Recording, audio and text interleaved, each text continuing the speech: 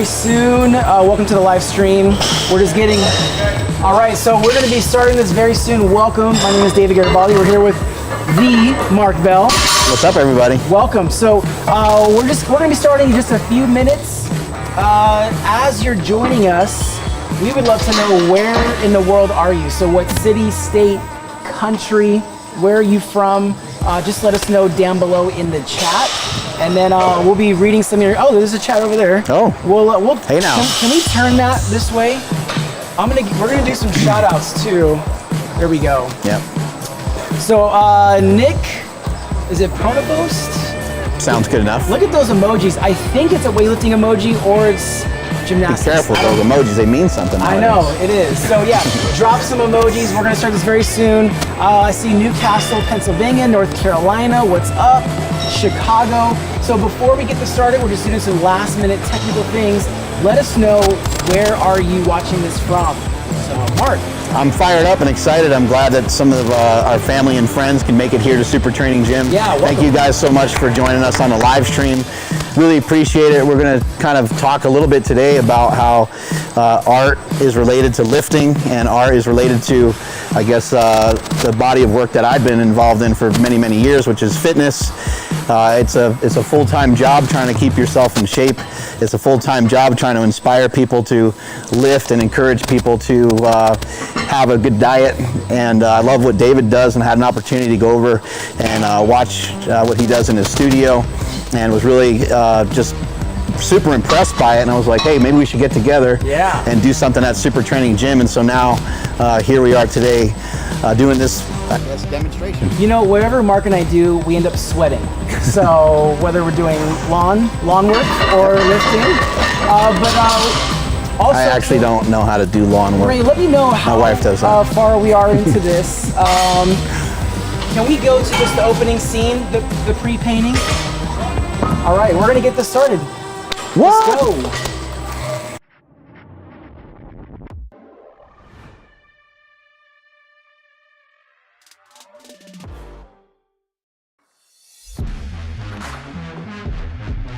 Just doing a quick intro. Yep. All right, awesome. Are we live? We are live. All right, so this is some pre-painting chat. Again, we're here at Super Training Gym, and we're with Mark Bell. So he was just touching on, before we started, how we ended up here. But tell us, why are we here? Like, what's the inspiration behind today? A lot of Super Training Gym was designed and developed for very selfish reasons. I wanted to try to become one of the best powerlifters in the world, and I recognized very quickly that I wasn't going to be able to do it by myself. And so when I had an idea to create a powerlifting gym, I knew I needed to be around like-minded people. And in order to be around like-minded people that cared about one thing, which is getting stronger in this case, I needed to make the gym free. So that was a giant hurdle to try to figure out with my wife, Andy, how we could have a free gym and how we can offer powerlifting. But all while I was doing that, I was developing the skill of learning how to lift, teaching people how to lift, and continually learning and growing. And over a long period of time, I was able to squat 1,080, bench press 854 pounds, and deadlift 766 pounds. So in a sense, it worked. And now it's just a huge honor to have Super Training Gym, and to have the gym is still free. Yeah. We're here at 855 Riverside Parkway, West Sacramento, California, and anybody that ever wants to come in here, every Saturday and Sunday, the gym is wide open, no strings attached. The gym is actually free. You can come between 10 a.m. and 1 p.m. Can we go to this camera right here? I don't know if they can pick us up. Hey, Ray. Hey, Ray. Can we go to this camera right here? I don't know if they can see what's happening behind us, but let's go right here. So while I'm painting, we're gonna be having some lifting going on right next to me. That's the first time for me. But again, we're just, anytime Mark and I get together, we're gonna be sweating somehow. You'll be sweating at some point, I hope. I hope that's my goal. At dinner tonight, don't maybe. sweat. Yeah, the meat sweats. But and then real quick, before we get started into the first of 4 paintings today, we are doing something special with these paintings. So this first painting, do we want to announce that now? Yeah, let's show this out. So the first painting I'm going to create for everyone during the live stream it'll actually be made available as a custom sleeve. Is that right? A t-shirt. Oh, the t-shirt. Custom t-shirt. That's right. The t-shirt. So we're gonna be doing a custom t-shirt. The painting will be transferred immediately, and we'll have a sample before the stream is over. And how's that possible? You know, your team. Modern technology or something? What's going on? Magicians that work here. How are they gonna make it that quick? I don't know. I don't believe it. We're gonna show you. So as it's coming to life, just keep that in mind. The first painting will actually be available as a t-shirt before the live stream is over. And then the last three, we have some special plans with those, but we'll share that as we go on. So how about this? If you're watching this on the live stream, in the chat, if you're ready to get this started, just give us a flex emoji. Oh, there you go. I need a flex emoji wherever you are, and also continue to let us know where you're watching this live stream from, city, state, or country. So I just need to see some flex emojis. That's the inspiration I need right now. I'm super excited to be teaming up with David here today. I think that the parallels that we have in life, you know, there's so many things that, as humans, that we have in common, but we tend to focus on our differences and fight and feud over those kinds of things. But I don't know how to even draw like a stick figure, but to it's pretty bad. But to go and watch what David's able to do, and to see him tour around the country and around the world, and do famous paintings with Kiss, or do paintings at a halftime show of the NBA and things like that. These things are all things that don't happen by mistake. It takes a lot of hard work, takes a lot of dedication, and I've been very fortunate to be around some really high-level performers, whether it be doctors in the fitness industry, or people that can deadlift 1,000 pounds, or it's bodybuilders that have won multiple Olympia championships. I've had a great opportunity to rub elbows with a lot of the best in the world, and it turns out that really what they did is they just followed their interest. They found something that they're interested in, and they were interested in it long enough to do it for a really, really super duper long time.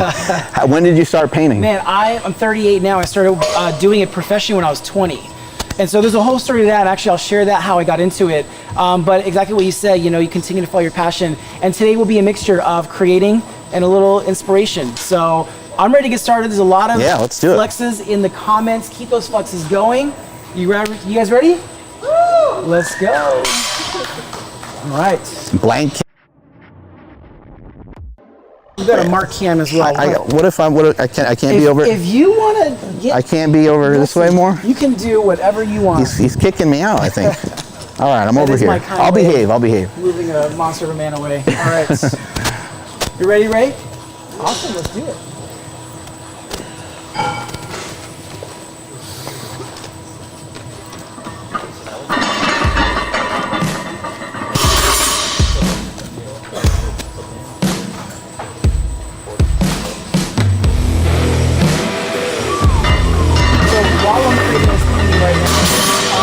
Mark, I would love to hear your story. Just like the bullet points of how you started, you know, how we ended up here today. Bullet points, all right. Yeah. It all started when I was 4. No, I was kidding. Bullet points in my life is that when I was a kid, I bought a story that I was dumb, that I was stupid, that I couldn't learn, and it was very crippling.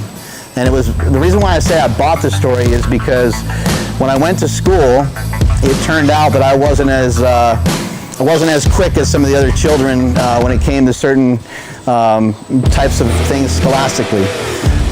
As it turns out, it's just that I think differently, and I would maybe think a little more slowly than others, but as I moved on later in life, that ended up being a huge virtue.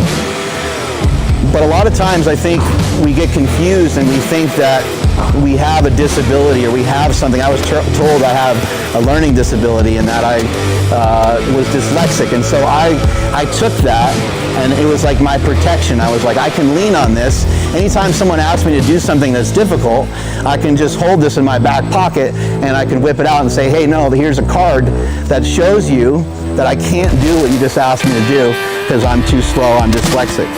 So I bought that story and I even sold it to other people, and it became part of my identity. And I was like, well, I'm dumb, so I don't know what to do with myself. So maybe instead of using my brain, I should use my body. And I was fortunate enough to have great parents. My dad's right here. I lost my mother this past year, RIP. But I was fortunate to have a really good family and have a strong unit behind me. My brothers were already into lifting, and so I was very lucky in the sense that they introduced me to lifting at about 12 years old, and that saved my life because it gave me something to lean on. I didn't recognize it until I was probably about 30-something years old, before I ever kind of became anything or turned into anything or showed up on the IRS's radar. Because I wasn't able to figure out how to make $1 because I was crippled by my own belief that I was dumb. But after transforming my body and being able to bench press 400 pounds and 500 pounds and 600 pounds and so on, as I moved up the ladder, I was like, people are coming to me asking me a lot of questions about lifting. And I keep talking to them about how consistency is a huge component of this and how being excited and being fired up for it is a huge component. But then I started talking about the science of lifting. I started talking about the X's and O's and the numbers behind it and how you can build a bigger bench or build a bigger squat or build a bigger deadlift. So out of nowhere, it seemed like I started talking about these more complex ideas. Through that, I gained a lot of confidence in myself and started to break down that barrier that I thought I was too dumb to do anything. And I think it's a common thing that I noticed amongst people in the gym is we're all here for these reasons that we don't even really know why we're here.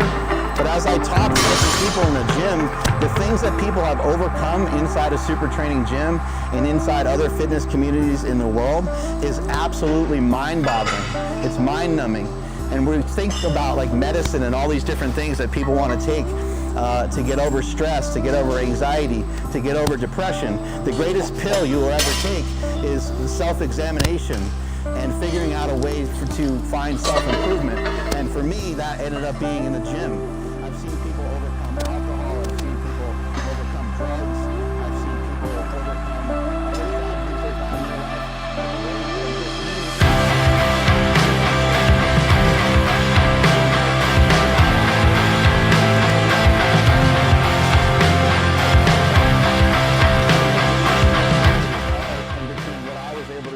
Lifting career, and even for any of you that are successful in anything, this all takes a really long time. You have to stop looking at things in life as like a brick wall. Instead of a brick wall, you need to view it more as a hurdle. With some training, you can figure out how to jump over a hurdle. And for me, that hurdle was just being trapped in that isolated to the point where I just thought I wasn't even really doing anything with my life.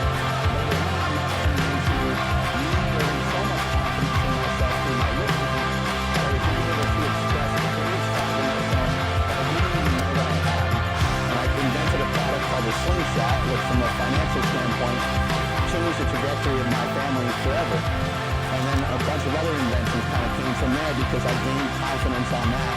And now we're off to the races with having a very successful business, and it feels awesome, it feels wonderful. But I really love sharing this message with people because I might not have made it. Like I would not have made it if I didn't have great parents. I wouldn't have made it if I didn't have my brother Chris and my brother Mike to yell at me and to tell me that I was weak and that I need to lift some weights. So it was a huge thing for me, and I know that David has relied and leaned on art throughout his entire life to help pull him through some various hurdles and some various things that he had to get around and get through in his life. Yeah, absolutely. Damn. So you asked me earlier, handsome guy. When I started painting, I was 20 years old. I had been doing art my whole life, but at that time, I had just lost my job. I was fired. Started my job. My car was repossessed, and the apartment that I was living in, I had just traded it for a mural. Like that's how I couldn't even pay the rent, so I was kind of that deep into it, and I just realized something had to change. And I'm sure we've been in those moments where if you don't change in that moment, or that isn't your call to action, things are going to stay the same. So I just thought, what's one thing that can't be repossessed or taken from me? And that was just getting serious about my art. So I just started painting live, didn't ask questions, just showed up to this nightclub in downtown Sacramento, brought my brushes, and that's kind of where it started. So from there, I think it was every day asking myself, how do I get better at this? How do I how do I share it better with the world, or how do I improve just personally in relationships and so on. And you know, that's sort of the base of the journey. There's obviously a lot more, but What kind of self-doubt did you have before you got on a tear with being able to paint the way you're able to paint now? I think you know, there's now what I know it's called imposter syndrome. You're like, who am I to think that I can be a world famous artist when I have no money in the bank? I'm you know, no one from Sacramento at the time. Who do you think you are? That's what I would tell myself. So the biggest hurdle was just getting over my own self-doubt of what I feel like I deserved in my life, to at least earn and work for. I love it. I think something that I've learned that might be helpful and useful to some of you, or might be helpful and useful for you to share with other people. I listen to a lot of podcasts. I have my own podcast, and I'm always seeking out information from other people. But the greatest interview that you'll ever do, I think, is with yourself, because that's where most of the answers are. Most of the answers to all of your problems, I would say all of the answers to all your problems, are already within you. They're sitting there, and you actually know what to do. One of the famous researchers and nutritionists in the entire world is a guy named Andy Galpin. And he said that if you stare at somebody long enough, they'll give you the right answers to nutrition. So somebody might say, hey, like if I'm on a diet, can I still have wine? And he said if he stares at you, you'll come to a logical conclusion. That you'll say, oh yeah, probably I shouldn't be able to drink every night, or I shouldn't be able to eat ice cream or pizza. By the way, I asked him that earlier, so yeah. He's talking about me. Yeah. I get asked that a lot. And you can do it, but most of the time, when it comes to things like that, they're too enticing and we tend to overeat on them. Anyway, this is really cool to watch David, put these together, and something that he asked me to do just earlier today, he was like, hey, what quotes would you like to put with some of these images? So it's quotes that I've said over the years, or things that I've held on to over the years. So in the comments, I would love to know what quotes that you guys would like to see. I really appreciate you guys helping us out in creating this amazing piece of art that we got here.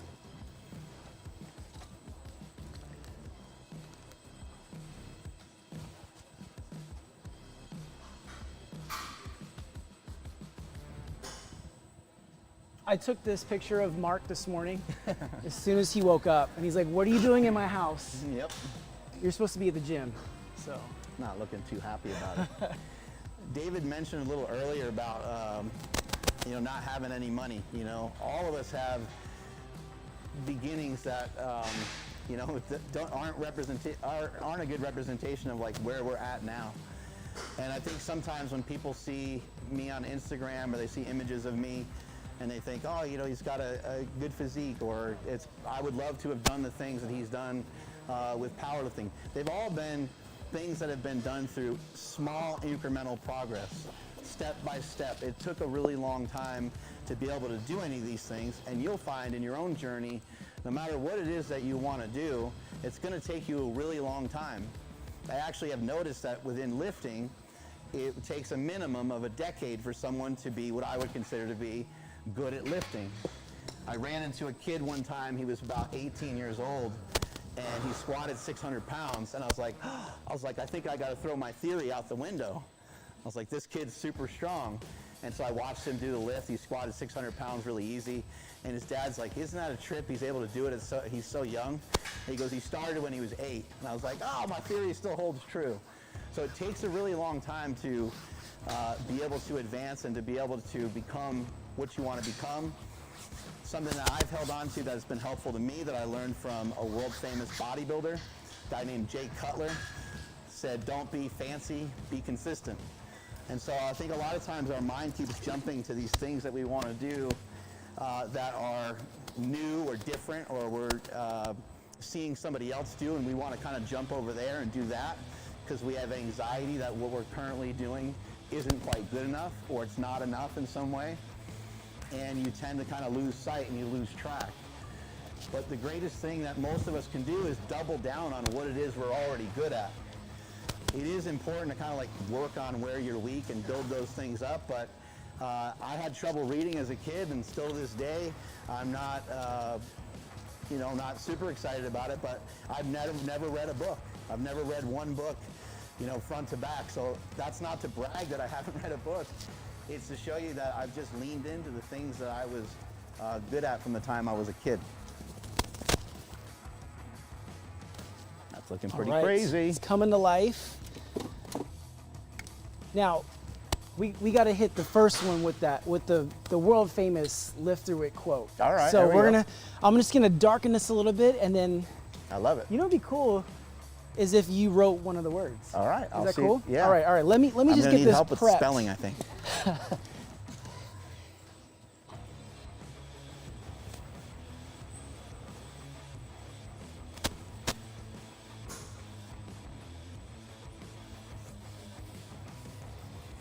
It doesn't seem too long ago, and there's some people in this room that would remember some of these stories. My friend Ben Alderman over here, my buddy Jesse Burdick is around here somewhere, and some other people know some of these stories, but it wasn't that long ago that I remember driving through the drive-through at Dutch Brothers Coffee in in our Honda Odyssey, and I remember the horn would go off all the time because there was a time where I was doing something and I was with both of my kids, and I just got super frustrated and I punched the horn as hard as I could, which I normally don't ever do anything like that, but I punched the horn as hard as I could, and then the horn from that point on was broken. And so it periodically honked. And so I'm like driving through Dutch Brothers Coffee to grab some coffee. My friend owns the coffee stand to make matters 10 times worse. And as I'm waiting for my coffee, the horn would go kind of over and over again. And I would just always look behind me to pretend that somebody else was beeping at me. I'd be like, believe this guy behind me has got no patience. And I would drive off. But, you know, I know all of you probably have stories that are similar where you had to eat a giant shit sandwich without the bread. It's like part of life. It takes time to kind of get through those things and around those things. And for me, being attached to lifting, it really did allow me to live through it. Is my brother around here somewhere? Where's he at? He's somewhere. I don't know where he went. All right, I just need one of the most powerful words on here from you. All right. It. That looks amazing.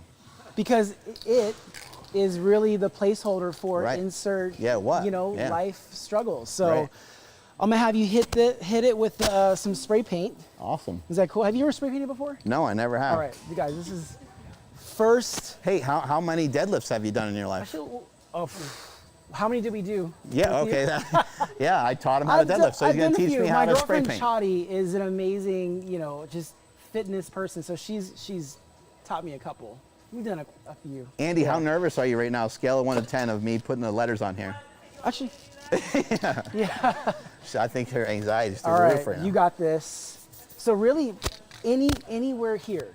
All right. Anywhere here, and then after that, we're gonna splatter some paint. We're gonna get this thing off to have some magic done to turn into a shirt. Are we able to like Botox any of this, or oh no, that's maybe all. fill in the lips a little bit more? And no. All right. All right, so just anywhere here. All right. You go a little closer. Go a little closer. Closer to the. Yeah. Oh, stay closer. Yes, go closer. All right.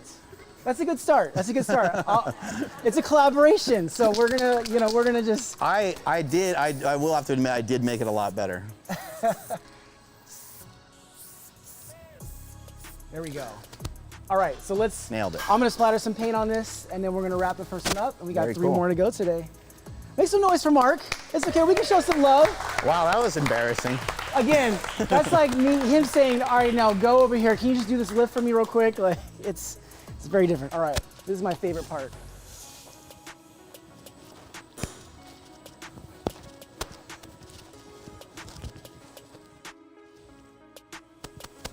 We're gonna show you guys a little bit of lifting here in a minute. I got my buddy Cade over here.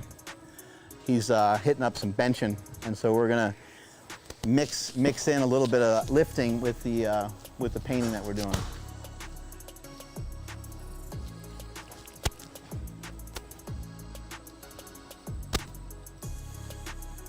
Yeah. Andy, do I look handsome or no? Not so much. All right, ready for this? All All right, that is the handprint. So what we're gonna do is this thing's gonna come off the truss. They're gonna go somehow do some magic, turn this thing into a shirt, and this shirt will be available after or like near the end of this live stream. So you're gonna wanna stay tuned for that. Yes. All right, so oh yes, yeah, let's get a photo. Mm-hmm, absolutely. All right.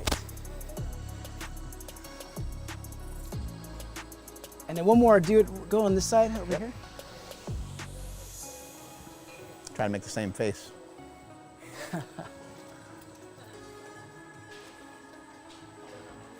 By the way, guys, this is just the one painting of 3 more to go, 1 of 4. So, all right, let's get this thing off. Fantastic. Ray, you got that? All right, in the meantime, let's run over to the bench press. I think Cade's over here. Don't trip. Yeah, don't trip. Oh, there's my brother. Yeah, go ahead. What do we got on here, Cade? 75, I think, if I can ask. Mm-hmm. Cool. Looks cool on IG. All right, we got 475 pounds on here, and we're gonna actually not only watch Cade do a little bit of benching, but we're also gonna teach you how to bench press, because a lot of these movements, they take a long time to learn. I think a lot of people just kind of think they know how to do a lift in a particular way just because they maybe saw them, someone do it in gym class when they were a kid, and they think they know how to squat, they think they know how to bench or deadlift, and they take it for granted that it actually is a real skill set. As you guys were seeing David chucking paint everywhere, and you saw my demonstration of my artwork and how poor that is a real skill set. And it's very hard to have that all organized in your head. And when we're lifting, it's not any different. We have to organize a lot of different thoughts in our head as we're doing the lift, so it gets to be challenging. If you're just lifting the bar, it's not that bad. If you're lifting sub-maximal weights, it's not that bad. But once we start to get a lot of weight on there, it starts to get really confusing really quickly on how to organize your spine or how to organize your shoulders or your neck position. It gets to be a little confusing. So we're gonna are you ready to bench or you need more rest? Just a little bit. Probably one of the biggest elements of powerlifting, some of you will love this, that if you have never powerlifted before, unlike a lot of other sports, one of the things we get to do the most in powerlifting is rest. You get to just chill, and you actually get to eat. You get to eat some of your favorite foods, because a huge component of being able to move weight is to be big. The more that someone weighs, the easier it is for them to move a lot of weight. That doesn't mean you have to be, go too crazy with that, but I did used to weigh 330 pounds when I was powerlifting, and it made it a lot easier for me to move around the weights that I did. I would get underneath a 500-pound bench press, and it felt really light because I had all that extra body weight, muscle and fat behind me in order to do it. You're gonna see he's gonna wrap up. He's throwing on some wrist wraps. We wanna protect ourselves before we wreck ourselves, and when we do a wrist wrap, you wanna make sure you're not only just wrapping the wrist, but you wanna wrap a little bit part of the fist as like a boxer would do, because we wanna keep this part stable. Things tend to work upstream and downstream, and so if we have the wrist protected well, then the elbow might be protected a little bit better. It might help us stay in better position throughout the entire lift. You also see he's got a lifting belt on, which isn't a huge deal normally on a bench press, but our spine is kind of twisted in a weird position. We're trying to arch, and so it can sometimes be super uncomfortable. So, He's got 475 pounds. Ooh. okay, 2 reps. Come on, buddy. Go. Come on, 2 good reps. Come on. I'm gonna notice the setup is really critical on how you get yourself aligned with the bar. So this is a whole ritual and a whole entire technique. That chest though, let's go. You can see he's got his chest up in the air. 2, 1, up, out, release. There you go, Kate, strong, nice. Yep, there you go, good. Good, hold, right.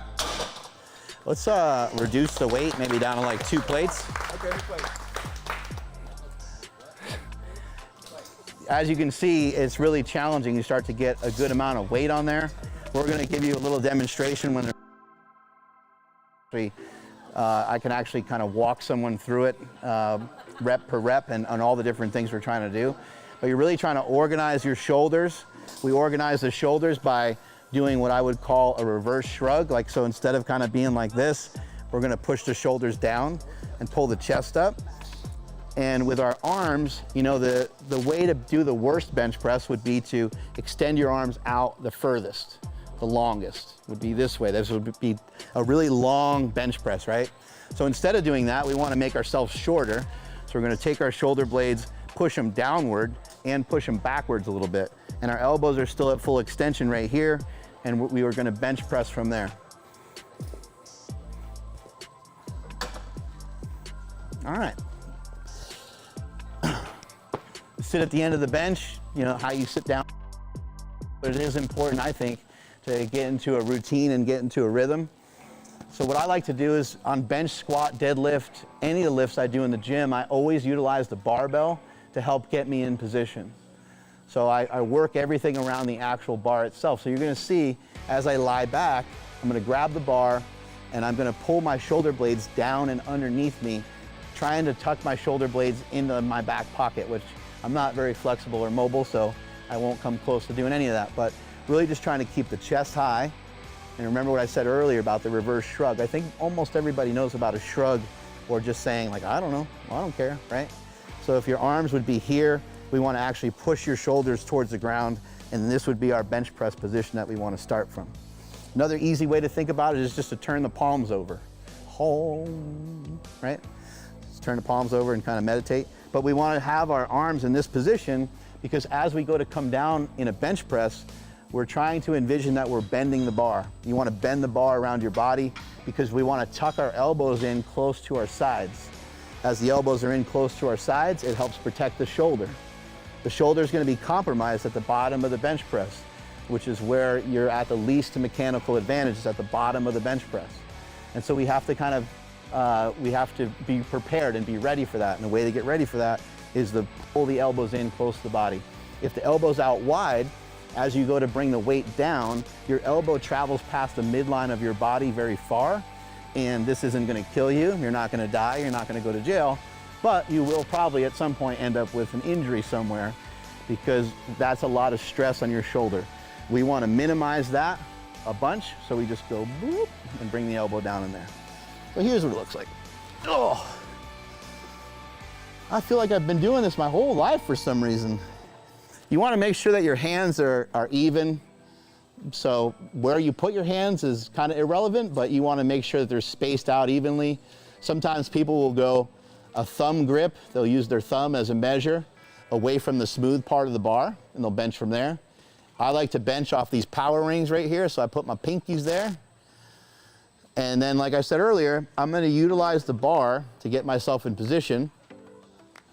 So I'm going to pull my shoulder blades together and kind of down and in. And now that feels like a pretty good position to bench press from. I'm going to unrack the weight.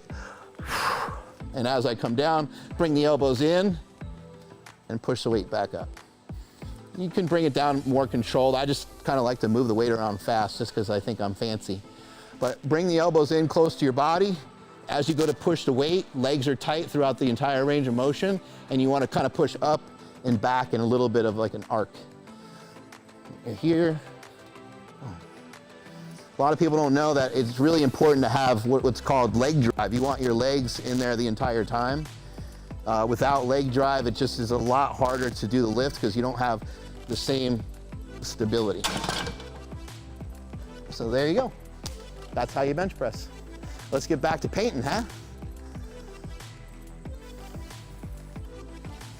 That was pretty wild. 475 bench for 2 reps. 475 bench, just on a Saturday morning. Yeah, just chilling. That's it. You know? By the way, I saw one of your rules posted around here.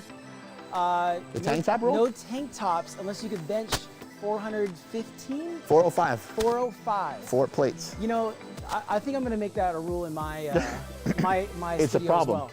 I mean, It's a people huge walking issue. around with tank tops all the time. All the time, you're like, bro, Look, man, it's not like unless that. you're benching 405.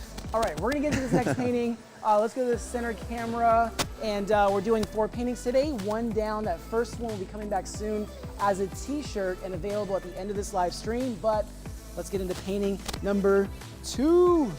All right. All right.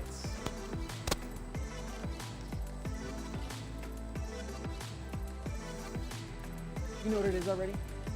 I can tell. I can totally tell. Yeah. It's a spaceship, Yes. right?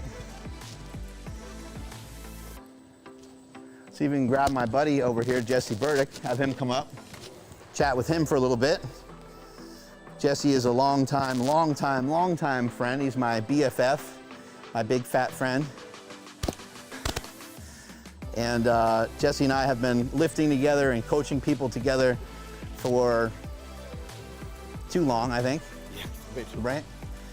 And you know, it's just great to have friends and have some family here today, and to be on this live stream with you guys. And something I think, oh, there we go. We're getting them mic'd up. Something I think Jesse can share with you guys is, you know, talking about lift through it and talking about just how important some of the consistency to all this really is. You don't have to be great at it. You just some dedication to whatever it is you're trying to be good at over a long period of time, being good with consistency, you'll end up with people telling you that you're great at something even when you're not even, it doesn't seem like the effort is astronomical. Here's Jesse Burdick. Seems like such an insult. Like here's someone who's not that great at stuff, but just has stuck around long enough, done it for long enough that he's fairly okay, and you know, right. It gets to seem like I'm all right. But yeah, I think you know, when you started the whole Lift Through It campaign, I think it was, you know, built out of a lot of things that you've gone through, and you know, something that I can certainly relate to, and I'm sure everyone else can relate to in some way, shape, or form. And I think it's important to have that sort of a North Star, that sort of a constant in your life. And for a lot of people who may not be an artist or artistic at all, like I was telling people that if you gave me 5 years and I could trace what he just did, I wouldn't be able to do that at all. This is just insane. Mind-boggling. It's just so foreign to watch, and you know, to be a part of it, it's amazing. But to have something that you love to do, something that gives you purpose, something that you can do every day. You know, I always kind of think of like Fight Club. You know, Yeah. Fight Club became the reason to cut your nails, you know, trim your hair and do all that stuff. And you know, lifting is, fortunately for me, was that thing. You know, once I retired from baseball, I needed something else to do, and picked up lifting. And you know, it's been able to, you know, save my life and give me a life, and you know, help me provide for my wife and kids. And you know, it's been an amazing time. When my oldest brother died years ago, I called him up. He's my best friend, so he's the first phone call. And we got talking, and right away he's like, where are you at? Like, and where are you going? And then just not too much after that was, okay, when's the next time you're gonna go to the gym?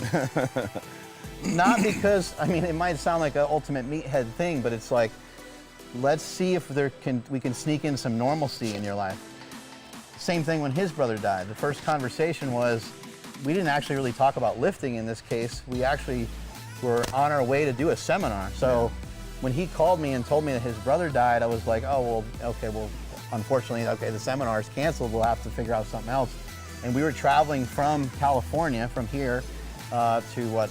New York. New York, yeah, and we did a seminar in New Jersey. So I was like, oh, there's just clearly no way that we're gonna do that. And he's like, yeah, you know, it's gonna be tough, you know, with traveling and everything, but you know, I'm kind of looking forward to it. Give me something else to do. I'm like, who is this guy? He's an animal. But that's kind of part of it, is that you have something that's consistent, that's constant, that's in your life, that at least you can hang your hat on that. Yeah, it was, when I look back at it, it seems really foreign, but you know, I'd made a commitment, you know, when I say, hey, I'll be at the gym at 5, we'll be at the gym at 5. And when we did the seminar, I said, hey, we're gonna do this seminar there. And you know, it was a commitment that I made, and there was people who were there that were counting on us. And more than anything, Mark was there, and you know, it's my training partner, my, you know, best friend, and I didn't want to let him down at all. So it's just one of those things, again, that, you know, when you have something that can help you focus and kind of dial into something, it gives you a little bit more of a purpose and a reason to get somewhere for something, even when things are at their complete, absolute bottom and worst. So it's important to have that. And you know, if you don't have that, you know, go find a good gym, go find a good training partner, and you know, it'll revolutionize your life. It'll change your life. It'll save your life. It'll give you purpose. It'll give you everything. Joe Bonilla, Thank you so much for the comment. I wish Jesse would take his diet more serious. We really appreciate the kind words. Too smart to be that fat. Somebody else mentioned the elbows up cue that I talked about a little bit, or the palms up cue that I talked about a little bit earlier, just kind of automatically helps you to kind of drop your elbows into the correct position during a bench press. Jesse has deadlifted over 800 pounds many times on the platform as a competitive powerlifter. What were some like key contributing things to being able to lift that amount of weight? Consistency and finding out where weak points were and kind of attacking those, and just making sure I was doing everything outside of the gym that I needed to do to make myself successful. Make sure that, you know, even though Joe would have, you know, thought differently, diet was dialed in, sleep was there, you know, stress was as low as I could do, or, you know, manage stress just as much as I could. But more than anything, just mastering technique.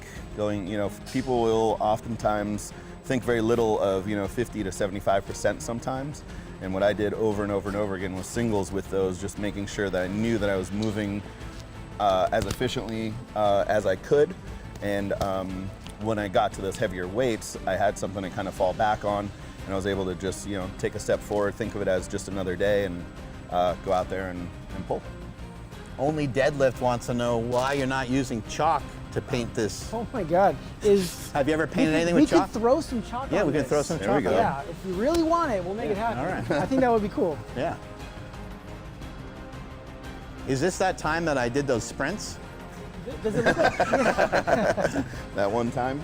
has that never happened? You're right, pretty much. Seldom? Yeah. How old were you, David, when you kind of discovered that you were going to go down this road here? I knew I wanted to create at a very young age. So I share this story a lot, but growing up I was always an artist, but I was also into music, so I played the trumpet from 3rd grade to high school. I also got into dance as well in high school. So everything that I got into, I was like, that's what I'm gonna do. So I thought I was gonna be a backup dancer for Justin Timberlake. If you saw me dance or play the trumpet, you'd be glad that I'm painting right now. Wasn't in the cards. I just loved creating. But it really wasn't until a moment where I had to decide. I had no other choice. It was either you're gonna start creating now and find a way to take care of yourself off of it, or just go find a job. Nothing wrong with that. But that was a very critical time, because if it hadn't happened at the time, I wouldn't be on the path that I'm on now. I don't think we would have been here. You're right. And I think that's a lot of people need to listen to that voice, that call to action that, you know, happens in life experiences where you do need to act in the moment. And sometimes you're like, this doesn't feel right. This is kind of crazy. But again, it was in line with what I loved and what I wanted to do, so.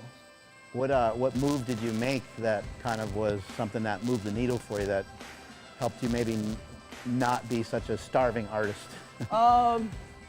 You know, my first publishing deal when I was maybe 21 years old, I got this deal from this company in San Francisco, but I had to go to New York to go to this art expo to do it, and I had a friend that flew me out there because he knew I couldn't afford anything. So I went out there, I hustled, I went to this art expo, handed out brochures, introduced myself, you know, the old school cold call, say hello, and then that put me on the map in a sense of they were out promoting my work. Wow. And then that was some steady income stream where I could then start figuring out the performance. Like, cool, we have a publishing deal. Let's now figure out how to do these live shows better. So, real quick though, before we move on. So, you know, right now I imagine this big tire. You're not running, you're gonna be lifting, but we're incorporating quotes. So what quote do you envision pushing through, lifting through? Yeah. I think a great one would be strength is never a weakness. Strength is never a weakness. All right. All right. Something I end every video with. Let's do I've that. ended up shooting thousands of videos over the years, talking about deadlifts and squats and bench press and all these different things. And even in talking to friends and family about the importance of lifting and what it can do for you, how it can change your metabolism, because having more muscle can just help chew up calories even when you're at rest. I remember going to see my dad, who is indestructible apparently. He nearly died a couple times. And when he was in the hospital and he was recovering, one of the first things they had him do was like a hip hinge movement where he was kind of coming up out of a chair. And I was like, they got you deadlifting, Dad. I'm like, this is awesome. And the next thing they had him do is hold on to something, and he did a squat, and then it wasn't too long after that he was walking up and down the hallway. But strength is never a weakness. It's something that Jesse and I have talked about in seminars before, where we've said, I don't really recall hearing anybody saying, hey, I wish I was weaker in that fight. I could have got my ass kicked a lot better. Or I wish I was weaker during that football game. I could have gotten pancaked more, or whatever it might be. So strength is a huge component of everything that we do in life, even how we handle stress and even how we take things on. If we're stronger for stuff, in my opinion, we're just more prepared for it. And the more prepared for it you are, the easier it is to kind of deflect and have it not negatively impact you, maybe nearly as much as it might negatively impact somebody else. The other side of that is, while strength is never a weakness, weakness is also never strength. So I mentioned to you guys earlier about how I've never read a book. It would be wise for me to start working on that, to get involved in some reading and work on my weakness. Like, what's that going to hurt? If I work on my weakness and I start to attack it a little bit, I'm sure it will only have pay dividends rather than hurt me in some negative way. Oh my God. I just hope I spell everything right. Yeah, do we have a spelling bee champion in the house? Yeah, do we have a spell checker? I've heard if you want to raise your engagement on social media, just spell things wrong and people will and engage. it helps. Very inflammatory. So I'm sure they'll let me know. Please let me know if you're watching this. So nowadays you have your own studio, David, and I know that's a dream for a lot of artists. Yeah. How were you able to figure that one out, and were you pretty nervous to even do that? Yeah, so the studio that I'm in now, it is a dream come true. It's probably my 4th studio. My first one was a 1-car garage in this apartment that I was living in at the time. So, every step of the way, I've always sort of how do we just get a little bit more uncomfortable? How do we give myself a little bit more responsibility? So this one is crazy because we moved in March 15th of 2020. The day the world shut down, I'm banking all this on. I do 100 shows a year. Right. I could totally pay for this. And as soon as the world shut down, I honestly had no idea what was going to happen next. And I was kind of thrown into what it felt like in the beginning. Like, this is what you wanted. You wanted to feel a little uncomfortable. Well, here it is 10 times.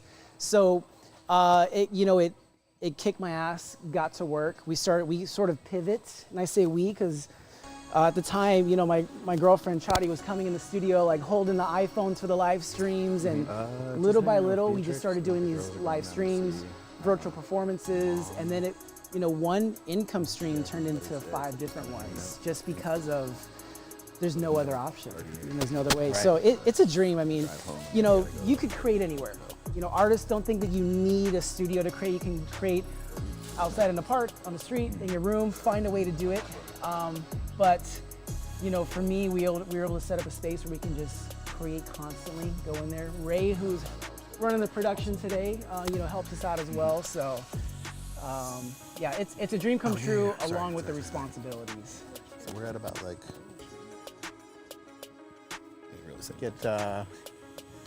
Let's see, who else can we pick on here? How about Ben Alderman? Grab Ben Alderman to come on up here. Ben has been a good friend of mine locally here in Sacramento for 10, 12 years or so. He's kind of seen the beginning stages of me trying to invent a stretchy product that goes across your chest to help you with bench press. And high-level CrossFitter, a dad of 77 kids. 78 now. 78 kids. And just another person that I admire. What's going on here today, Ben? What's up? Well, I mean, you mentioned I have a lot of kids, so I'm in and out of here, but I wanted to support what you guys were doing because this is awesome. So, just running my gym. Actually, just started working with more kids. Something you don't even know about. We haven't had a chance to catch up on this, but run something that's called the Overcome Project. It's a non-profit where we work with at-risk youth. Oh, cool. Yeah, so at-risk, I mean, we were talking about lifting, right? You're talking about sports in general. A lot of us have had great friends and peer groups that kind of revolve around gyms or sports teams. At-risk youth, foster kids, homeless kids, delinquent youth, they don't have those same peer groups to pull them out of the crap. You know what I mean? So what I started realizing was, just like you've had a chance to rub elbows with some of the best guys in the sport, I've had chances to rub elbows with you. You know what I mean? And so, and for me, that's powerful. And so I want these kids to have something similar, some sort of connection that's very meaningful. And so when they get out of their group home, we work with 4 group homes right now. When they get out of their group home, they don't have just their old peer group to go to.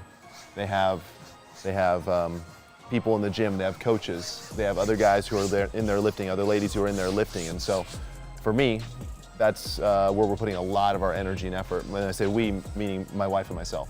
What did you see exercise do for them?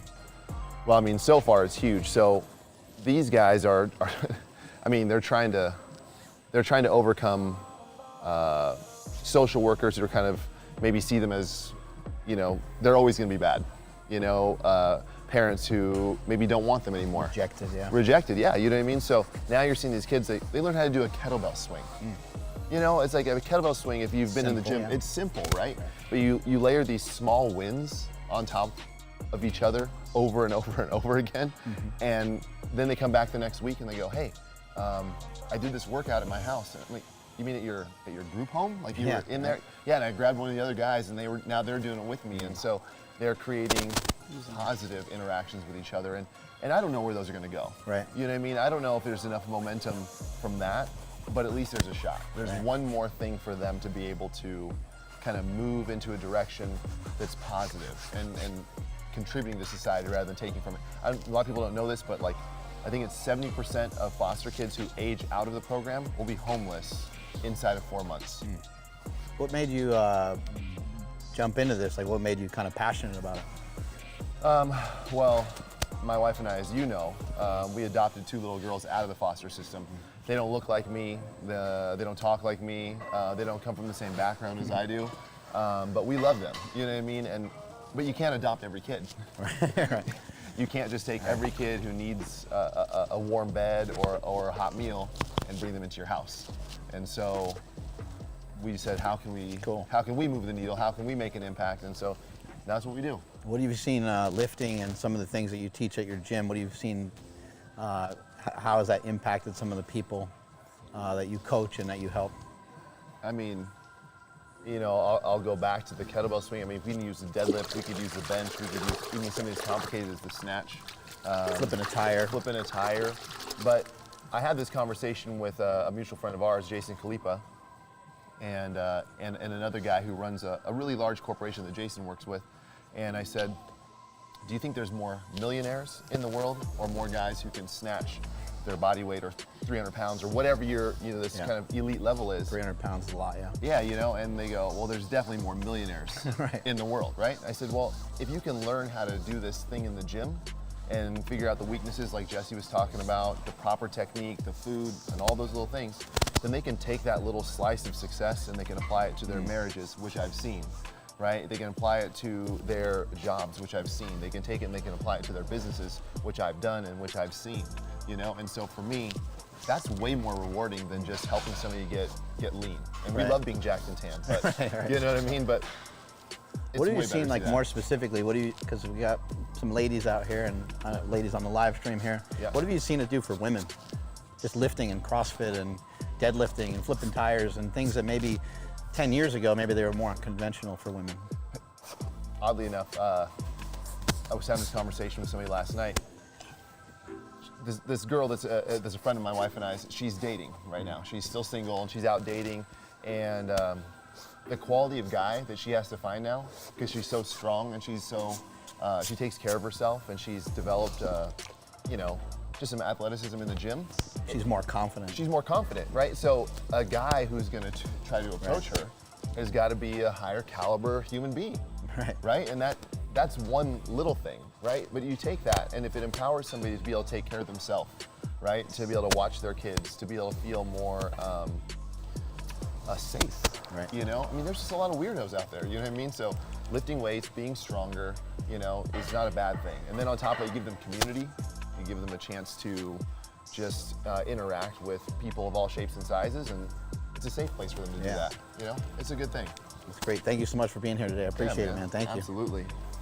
All right, so I just finished up this painting. I got to end every single one with a handprint. We'll go over here. All right, number 2. Fantastic. Complete. Got something over here for you, David. All right. Is it a bath? Look at this. Oh, look at this. Look, show it to this camera right here. So the painting number 1 that I did Look at that. is that quick. That is the magic that happens here at Super Training. So the first paint, this amazing. t-shirt will be up and live on your website. Yep. What's the website? marksmellslingshot.com. marksmellslingshot.com, and it'll be available starting at noon Pacific Standard Time. And for how long? For 4 hours. So basically from 12 noon Pacific Standard Time to 4 p.m. this shirt, Try to throw it on right every now. single one will have sweat from Mark Bell on it.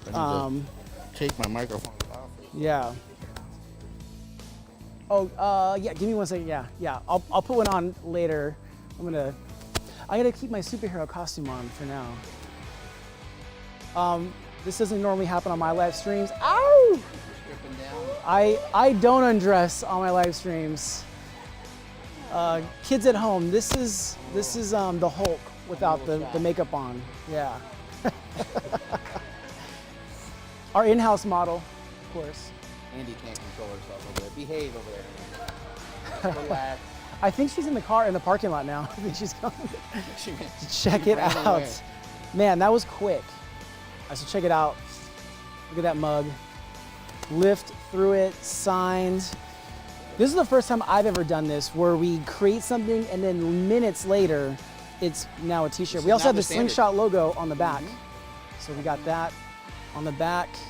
So this will be available at noon Pacific Standard Time and only available for 4 hours. marksmellslingshot.com. That's it. So we've got some more paintings to do. Let's go ahead and switch out the canvases, and then we'll get to the next painting. In the meantime, how are you feeling today? I feel amazing. Yeah. Yeah, what you need? I thought it was gonna be sooner than we started undressing. I think this is gonna happen sooner. Yeah. All right, so yes, so Josh said, dude is shredded. Yes, we know that. By the way, I just wanna do a quick reset. So we're here at the Super Training Gym in West Sacramento. Can you share just another quick background about Super Training Gym? Yeah, what it for means sure. to you, and also we'll kind of reset what we're doing here. Yeah, Super Training Gym is a powerlifting gym, also known as the strongest gym in the West. For many, many years, we've had very, very powerful men and women at Super Training Gym, and what makes Super Training unique, what makes it different, is that the gym is free, because I'm passionate about powerlifting and I love the sport, and I want to invite more people in. I want to lower that barrier of entry into Super Training Gym, so you can come to Super Training Gym, 855 Riverside Parkway, West Sacramento, California. All you got to do is show up on a Saturday or Sunday between 10 and 1, and you're good to go. Yes, and then also you've got a lot of different things going on. So you got the gym, you've got this amazing product, the Slingshot product line. Yep. What is a Slingshot? Because you invented this. Yeah. Slingshot is a supportive upper body device for bench press and push-ups and dips. Helps to alleviate pain in the shoulders and the elbows. And it's something I created about 10 years ago. And it's done really, really well. And once I made the Slingshot, it kind of became obvious to me that I should make other things that also lower the barrier of entry into training, which a huge barrier is just getting hurt. Yes. Like lifting weights kind of hurts, and when you start to lift heavy, it hurts. So we make elbow sleeves and knee sleeves and wrist wraps and knee wraps, and just you name it, we try to cover your head to toe. Can I get a sleeve for my ego? Because that hurts when I lift. Right, exactly. I know. We need an ego boost, but that's a Slingshot kind of does that. Like if someone can bench 200 pounds, a lot of times they can bench 225 or 250 pounds when they wear a Slingshot. It does kind of boost the ego a little bit. Yeah.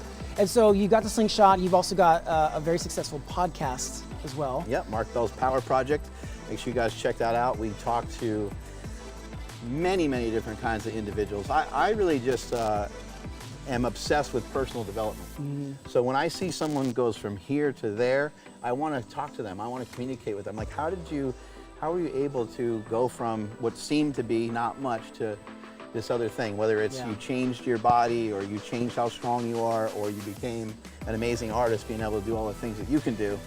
I want to know more about that usually. And so those are the kind of folks that we interview on my show. And we obviously talk a lot about lifting and nutrition and health, things like that. Yeah, so obviously if you haven't picked this up already, Mark is an amazing storyteller, and that is, I think, one of the most amazing things about you that has elevated you way beyond an athlete and an entrepreneur and all these other things you are, just to make you an amazing person. So, and again, these paintings, I've got 2 more left on this live stream, all inspired by these different quotes you have and principles you live by. So we're gonna create another one. We're gonna bring you guys along, and Mark will be talking to some of his athletes and people that help him out on his journey here.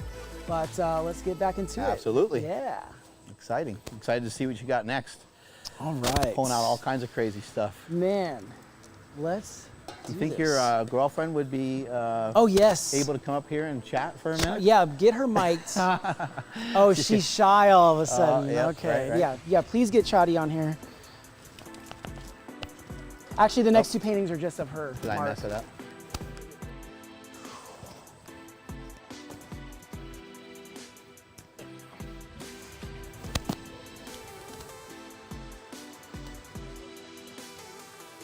Hi, how are you? You doing good? Yes. Trying to give you guys something a little bit better to look at than my ugly face, trying to like improve the overall look of what's going on here. So what's your story? How are you jacked and tan? What's going on with this? Well, I'm tan because I'm Puerto Rican. Okay, we got that part covered. That's half the battle. Actually, my story started in 2009, 2010. I used to weigh over 200 pounds. What? And I was a high risk with my daughter, and I just have a kidney disease and lupus. And I got into bodybuilding, and it saved my life, and it changed my life. I decided I had a goal to compete, had no desire to do anything just than to compete, and just to have the courage to have myself accountable to get on stage for something, to stick to a goal. And from there, I remember seeing a girl in the gym with like really nice arms, and she probably thought I was staring at her, like mean mugging her, but I wasn't. I was admiring her. And someone told me she was competing that day. That week. And what's that mean? Yeah, I'm like, what is that? So I saw her compete. It looked totally unattainable, but I went home a week later thinking I want to start competing. And I competed, lost a lot of shows, and then I qualified. I won a national qualifier in Sacramento in 2009 for bikini, when bikini was brand new.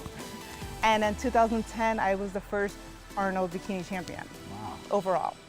So from that kind of took my career off, where I just landed supplement contracts, magazine publishing, and then I won 2 world titles with the WBFF as the World Bikini Championship. Awesome. Yeah, it's crazy.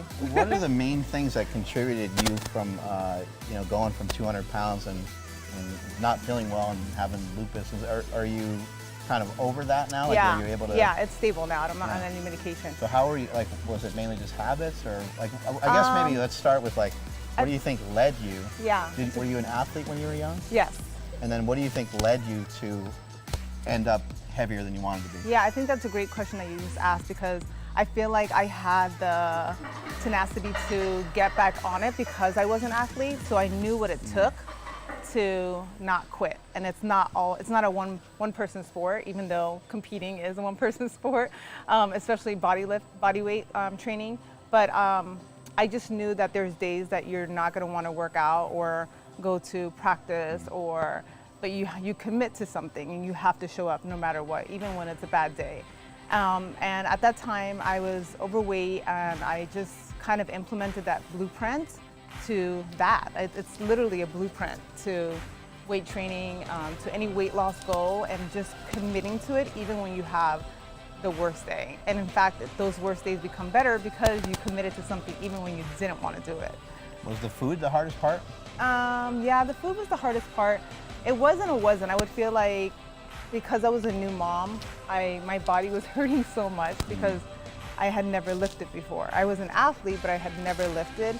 And so every muscle every day was like hurting. And so I was like, oh my God, this is impossible. But I did have a vision board that I had Mr. Potato Head, where I had my face and I had body parts of what I wanted my body to change and look like.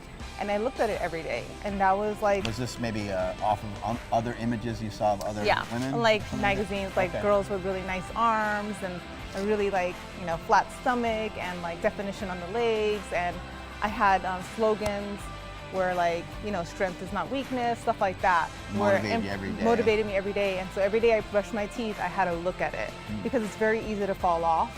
It's very easy to like get distracted by the noise of the everyday life. And I knew that I committed to a goal and I just put my head down and kept working every day. And once that day came closer, everyone was noticing the changes. I wasn't, because you look at yourself every day. But yeah, I think that was, you know, you gotta have something to look at every day as far as what your why is. Because if you don't have a why, it's gonna be really hard to stick to a goal. So you had to figure out how to do it. Yeah. What do you eat, or even what did you eat that kind of started the weight loss? So what I started doing was not healthy.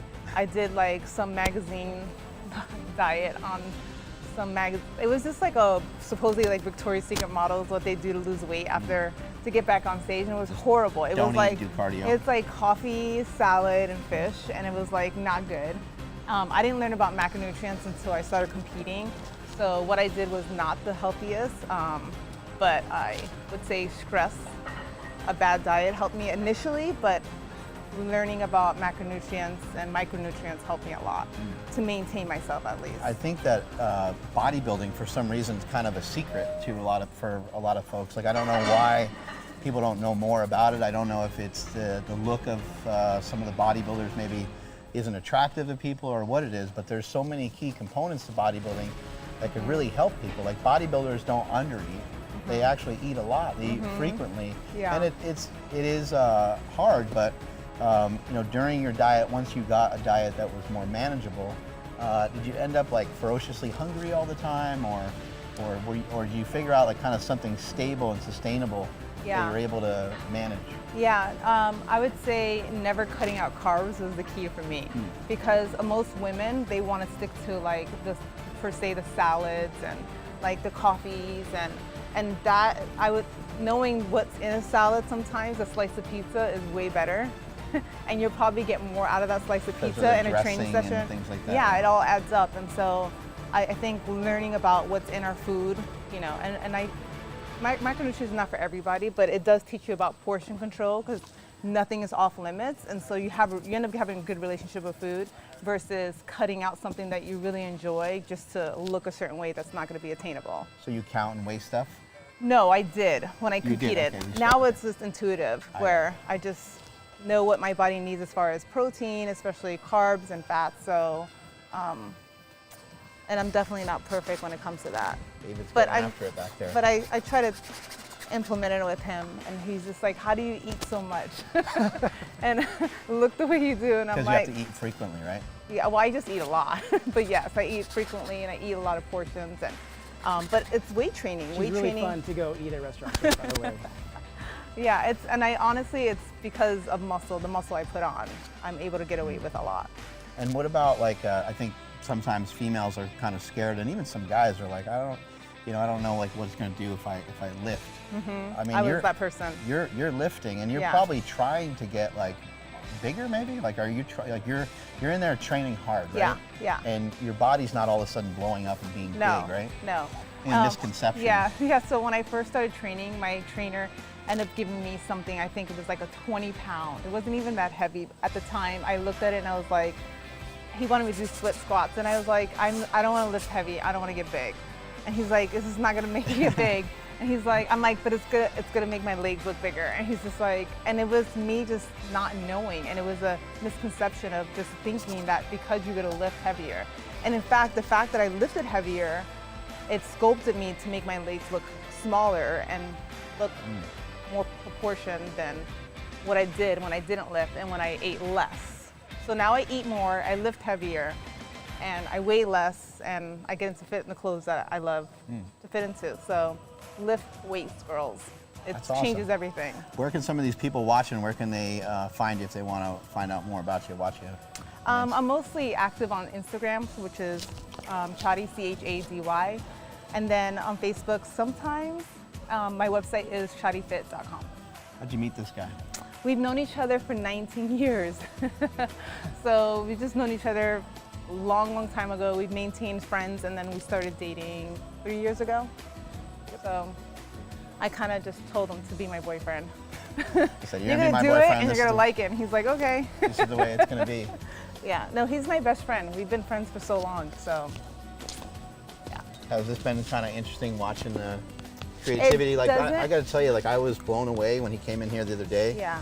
And he was just like, okay, here's how this is gonna go. Yeah. He's like, this is gonna go over Yeah. here, and that's gonna go over there. Yeah. And he could envision everything. Yeah. And A I lot was of like, people what the don't- hell? That blow your mind when you Yeah, a learn lot that of about him? people don't understand how smart he is and how like he sees It like an confused me. eagle, like he just sees everything different than the rest of the world does.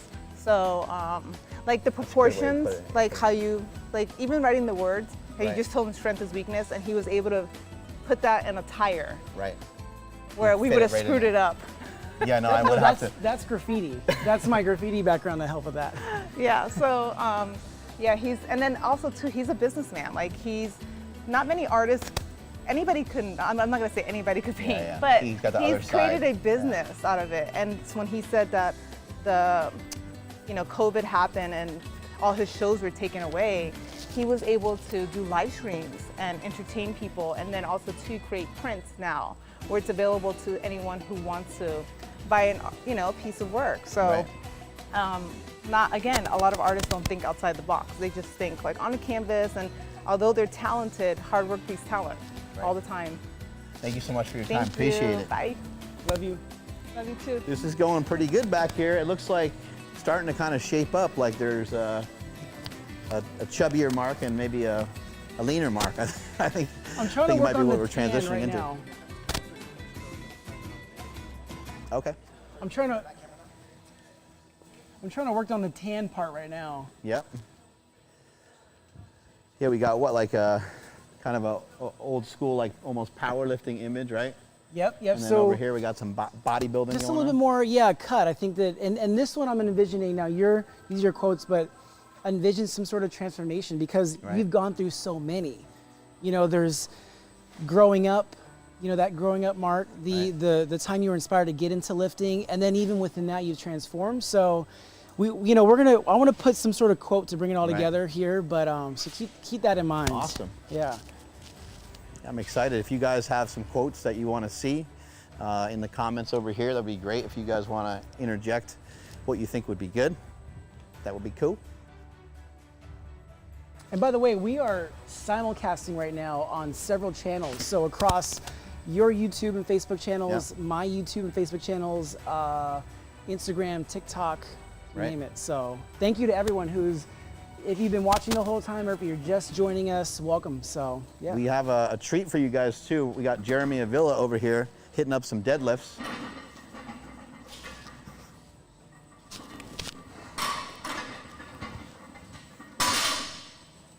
We're gonna go over there in just a couple seconds, and we'll check out what Jeremy's doing for today. But Jeremy is a world-class lifter. He successfully squatted over 800 pounds in competition, and he's knocking on the door of a 900-pound deadlift. It's really some rare territory to be deadlifting, 900 pounds. So it'll be kind of a treat today to see what he can do. I think right there he was just lifting like 5 plates, 500 pounds, and it just, as you saw, it just looks ridiculously easy. We're going to go over the form and technique of deadlifting as well, so follow me. What's up, Jeremy? What we got going on, man? How you doing, man? Yeah, just randomly? Yeah, just ran. I found these weights in this bar over here, so just Yeah. these came natural. Well, it looks like you know what you're doing, so you mind explaining to people? Yeah, we're gonna get you mic'd up. You mind explaining to people, you deadlift, so the stance that Jeremy was just using is a wider stance deadlift. It's called a Sumo Deadlift, and when you deadlift with your feet closer together, it's called a Conventional Deadlift. Where these things, where the deadlifts have commonplace is the fact that you need to have a flat back, or at least try to obtain a flat back throughout the entire range of motion. And we need to try to get our hips down on the lift in order to get good leverage in order to do the lift. But they end up being quite different once we get beyond that. So Jeremy, take it over, man. Show us how to do a conventional deadlift. Conventional? Or you want to do show us how to sumo? do Conventional? deadlift. Yeah, we'll do conventional. Start with that one. Yeah, so one before is this sumo, and the big difference between these two is hands go inside of your knees on sumo, conventional, they go on the outside. That's pretty simple there. So I want to make sure, now with my conventional, I like to pick about halfway over my foot, and it should never really go too far up beyond that, because we want to keep the load really close to our body. So as he's looking down from the top, the barbell is like going right down the middle of his foot. Yeah, almost about where you tie your shoes. Now, next thing I want to do, I have some visual cues I'm going to go over. So I want to, yeah, like I said, one of them is looking at the bars over my foot. The next one is that I'm even on the bar. And then I want my feet underneath my hips. And these are all things that I can see. Now, the next part is going to be some cues that I can feel. I want to start my hip hinge. And this is how I always start my deadlift, is finding, kind of engaging my posterior chain. So I start by unlocking my knees, but still keeping my shoulders kind of over my hips. Very similar to like bowing. You know, that's all you're kind Yes. of doing, just kind of bowing forward. Exactly. Ooh, yes, sir. Yep. Very good right there. So what I want to feel though, what I can't see, is I want to feel my hamstrings kind of grab on. So I You want feel, me to feel your hamstrings, or you want to feel your hamstrings? Somebody should feel them. Can you feel? Maybe later, for another later, show. later, next show. Next time. So that's what I want to feel. So bend and hinge. Now, once I've kind of got my shins, now if you look, I push my knees forward, and the way I'll know I'm getting my hamstrings tight is my shins will get vertical. Boom. They're straight up. Now, once I'm here, I want to let my hands Show hang. us that one more time real quick. I think that's important. So my knees come forward, kind of putting the load into my quads. And then when I go here and hinge, boom, shins are nice and vertical. I know for sure now that my posterior chain is going to be engaged, my hammies. Now, once I feel those hammies, I want to get my kind of grip ready. So I go about thumbs outside of my knees, just like that there. Now, we talked about the cues that we can see and the cues that we can feel. One cue that I want to see is that as I come down, I don't want my knees to push into the bar or to cross too far over it. I want to still be able to see that bar a little bit. So that's another cue. Bend, hinge, and now what I can feel is I want to sit onto my hamstrings. And as I sit, my knees come forward a little bit. So now I'm loading my quads and my backside. All right, next is my grip. So you see I got a hook grip here. So my fingers are gonna grab my thumb. Now the other two grips, mixed grip or overhanded. So we're going with the hook grip today. This stops the bar from rolling and allows us to hold a little bit more weight. So, and once we get our hands in place, you guys can look at my elbows here. See how they're kind of pointed out? I want to bend the bar and get them to turn in. What We this will just do. talked about that on the bench press too. Hey, all right. Benching and deadlifting. So my lats, and I'm sure just like in the bench press, you're gonna feel your lats engage. What this will do for us in the deadlift is help keep the bar close to us. Like we said before, we don't want it to float out in front of us. So bend, hinge, and sit. Now this is another cue that you can't see, you have to feel it. So you have to feel your lats tighten up. Boom, boom. And the last thing I want to do is kind of wedge myself in, kind of posture up, kind of show my, I want to be able to read this shirt. If I'm looking in a mirror, I don't want to start here, I want to be able to read it. So we can see nice and clear. So now let's just kind of go through it in real time. Takes a lot of preparation. It seems like you're just bending down and picking it up, which is ultimately what you're doing, but there's a lot that goes into it. Conventional. Jeremy is actually so strong and so fast that his coach, Jesse Burdick, had to actually work on ways of trying to figure out how to slow him down, how to get him to kind of like really hone in and focus on the form and technique, because even though Jeremy's gifted and he's very, very strong and works very hard at it, he would literally like blow his body apart. You would get injured a lot, right? Yeah, a little bit. And you had to kind of peel back a little bit the amount of weight you were using. You had to get more in touch with like how you were actually doing the lift and not just lifting as much as possible, right? Yeah, exactly. You know, I overheard Jesse talking earlier about kind of living in the 50 to 75% range and using those percentages and different variations of the lift to really get comfortable and literally practice that technique and get sharp. And especially, you know, for myself, those are really helpful coming back from injury, being able to like utilize those percentages and then, you know, bring them up to the heavier percentages, not have to touch heavy weights all the time, keeps me a little healthier. Show us the sumo deadlift. All right. So sumo, like we said earlier, hands go inside of the legs. So first thing I want to do is find where I want to put my feet. Now, unlike the conventional, we're gonna be a little closer onto the bar here. So usually say about an inch is probably the most you'd want to be away, probably closer to a ½ inch. And next part, and this is gonna look very similar to our conventional, I'm gonna unlock my knees. But what I wanna make sure I do is if my knees cave in, you guys see how the bar gets pushed forward? So that means I'm not gonna be able to keep the bar as close as I can. Right. So when I unlock my knees, I also want to spread the floor or drive my knees out. Now that's not just so additionally, you'll feel in your glutes, kind of tighten up a little bit. This is also good. We want to kind of activate our hips and our glutes as we do this, but also clear room for bar path. So starting here, bend, knees out, and a little hinge. Now, unlike the conventional, our shins are already almost pretty vertical here, so we don't need as much of a hinge. We want to be a little bit more upright. So bend, knees out, and hinge. Our grip, I like to start people shoulder width. We don't want to be in too close, because this is really hard to kind of get any tension in our upper back, and I'm gonna get kind of rounded forward there. So if I start just go shoulder width, much easier to have more proud chest. So bend, hinge, let my hands just hang. And now from here, I want to sit to the bar until my hands can grab. Making sure I'm even. Now, what I need to set now is my hips. So I don't want to be in a squat, but I also don't want to be in like a stiff leg. So what that means is I don't want my hips in line with my knees or in line with my shoulders. They need to go somewhere in between.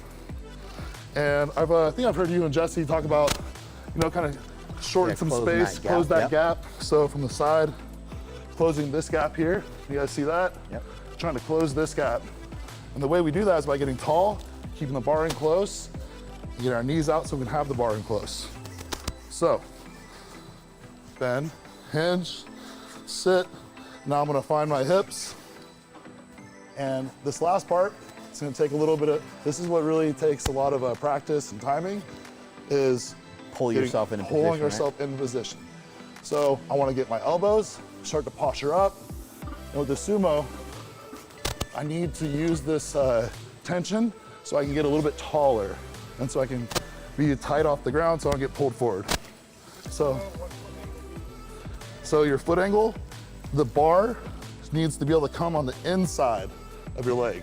If you're getting scraped on the front of your shins here, that's gonna make the lift pretty difficult.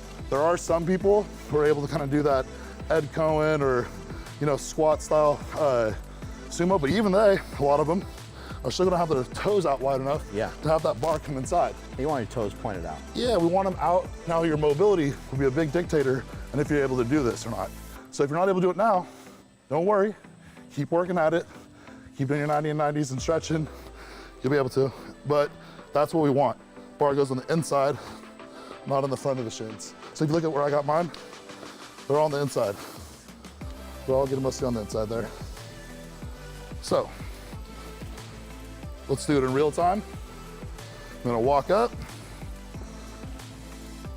bend, hinge, sit, engage my lats, find my hips, wedge, and go.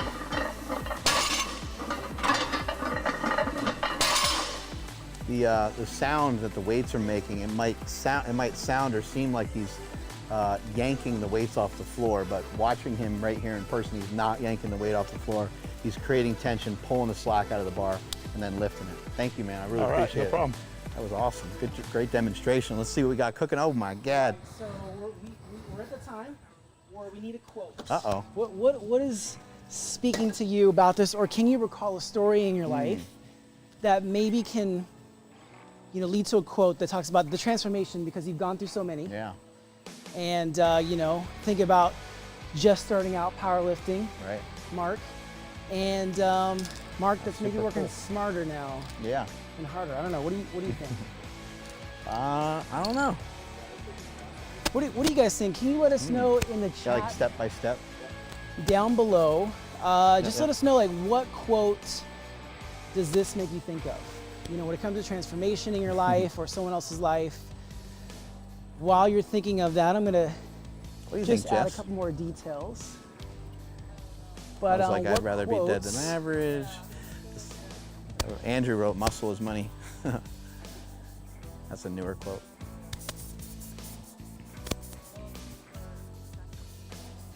Yeah. Right.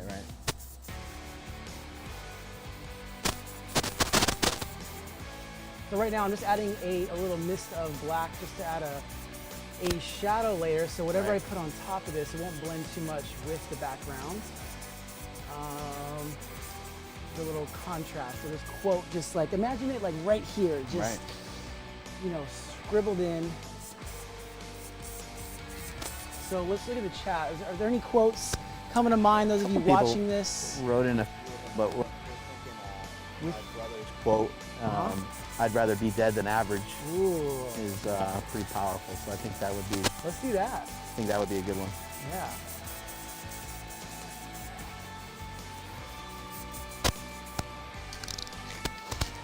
You know what I'm gonna do? I'm gonna start off with those two words first and then work around that. Yeah. So dead Right. and average. While I'm doing that, can you share a little bit, maybe a story that Absolutely, you yeah. remember how you thought of that quote? Yeah, absolutely. Is my other brother around here? Yeah, if someone can grab him, would be good. Yeah. Yeah, stick a mic on my bro would be good. My dad, he'll talk forever. Gonna share a story with you guys about my brother Mike. He passed away over a decade ago now. He was my childhood hero. He's also my brother Chris. He was his childhood hero, and he's the whole entire reason why we lift weights in the first place. Because Mike, AKA Mad Dog, was obsessed with lifting, and he was really more obsessed, I guess, with football, and then later on professional wrestling. And he was the leader of us, three boys growing up in Poughkeepsie, New York, and he was. Whatever he did, you know, we wanted to follow suit because he always seemed cool. He always seemed like he was good at what he did. When he was a young kid, he was way bigger than a lot of the other children. And like when he played baseball or anything he did, he was really, really good at. He'd get up to bat at baseball, and all the other kids would back way up. They were like, "Whoa, this kid's like, he knows how to like stand, and he knows how to hit the ball." And he would, you know, knock the hell out of the ball and hit home runs. So got my brother Chris here today, and he can kind of give you guys a little bit more information and give you a story on the quote that he ended up saying is in my brother Chris's movie, Bigger, Stronger, Faster, when Mike said, "I'd rather be dead than average." Yeah, well, he would always say stuff like that, and we would laugh because it was always so extreme, you know? And so Like, what? I just remember that was a quote that Mad Dog, it's not like he said it one time. He actually used to say it all the time. In the movie, he doesn't actually ever say it, so it's one of those Mandela effects when everybody's like, "Oh, remember when Mad Dog says this in the movie?" And I says, no, he actually didn't say it. I said it in the movie, quoting him. Right. But he had said it a million times in real life, "I'd rather be dead than average." His thought process was that if he can't achieve like the ultimate level of what he wanted to do with his life, he'd rather be dead. Now, I know that's really extreme to a lot of people, but I think a lot of people get that point. The first person that got that point better than anybody and quicker than anybody, and I think connected with Mark quicker than anybody in the fitness industry, was C.T. Fletcher, you know, who would say "fuck average." You know, he didn't believe in it, and Mad Dog didn't either. And I think that's there is an issue with that. There's an issue with not accepting being average. I think we're all average in certain things in our life, but there is something inside of every single person in the entire world that excels, that they're good at. There's nobody I've ever met that's not good at anything, you know, at all. It's like, oh, somebody always has some sort of strength, and we need to learn. I think even what Mad Dog was saying is like, learn how to embrace those strengths and use those strengths to the best of your ability and go all out in that thing that you're good at. And everything else, it's got to be okay to be average, because you can't be great in every single thing you do. Well, I actually think that our brother, unfortunately, I mean, through drugs and through being bipolar and whatever else, whatever other issues he may have had going on, he just maybe was looking at things from a maybe not the greatest perspective. And I think ultimately, now that I'm older and more mature, I can look at it and just say, actually, if you're average every day, that's actually greatness to me. You put up 6s and 7s rather than trying to put up 10s. And I think it might have been a fault of our brother where he wanted so badly to be great, but he forgot the smaller steps of just simply being good day in and day out. You see many people that many people you admire in your life, that they just go to work every day. They just provide for their family every day. They do these small things that we would think are quote unquote average, but when you actually look at it, you go, that's actually really, really challenging. That's really hard to do that for decades and decades, as my dad has done. And he's our idol, he's our hero. My opinion is being great is being average for a good enough amount of time to build up a skill to be great. Yeah, right. So you have to be kind of like average. Like nobody sees, when I came out of rehab, I came out of rehab for drugs and alcohol. And when I came out, I was so broken, everything hurt in my body. I was really fat and out of shape. I was sick every day.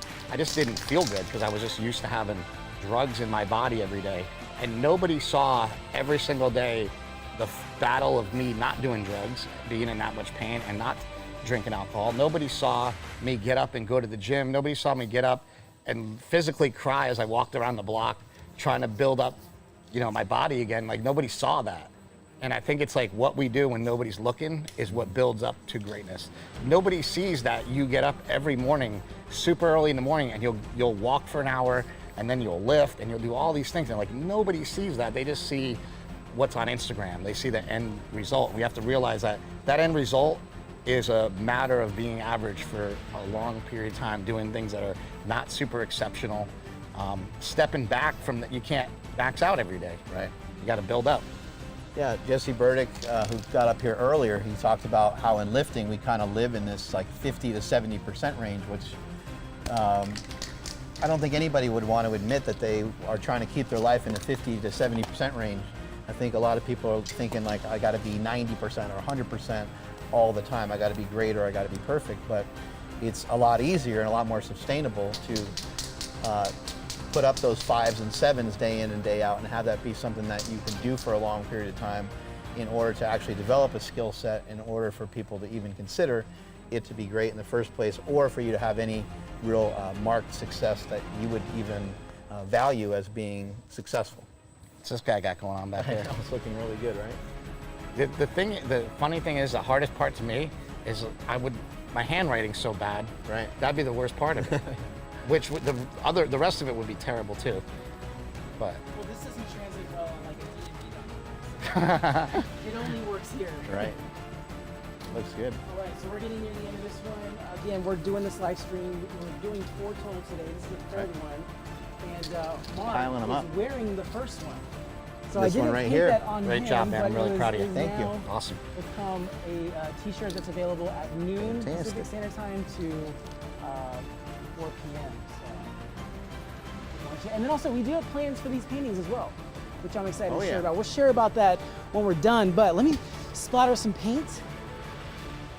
Paint and splatter.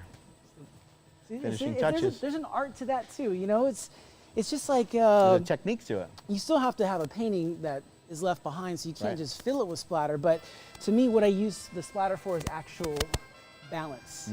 So if something feels like it's too heavy on the right, we'll throw a little color on the left to balance it out. How would you relate Contrast and depth. that? Yeah, how would you relate that? Just finding balance in doing what you're doing, whether it's your stance, like finding the art, I think, in everything. Oh, there's so much technique that goes into every lift that we do, and as we've been talking kind of throughout the whole day of having having that consistency and trying to have that balance. If you have the balance, it's easier to be great or good at something. Yeah, there we go. Right, there we go. Number 3 complete. Looks great. Thank you. Thank you. Also, you guys can't see right now, but we've got a lot of great people here at the Super Training Gym, so thank you all for coming and hanging out with us this morning. Appreciate it. We're gonna get this canvas changed out. In the meantime, Pics? oh yes. Oh yes, get a picture. All right. All right, let's do this. We'll go on this side. You do that pose, I'll do this one. Uh-huh. There we go.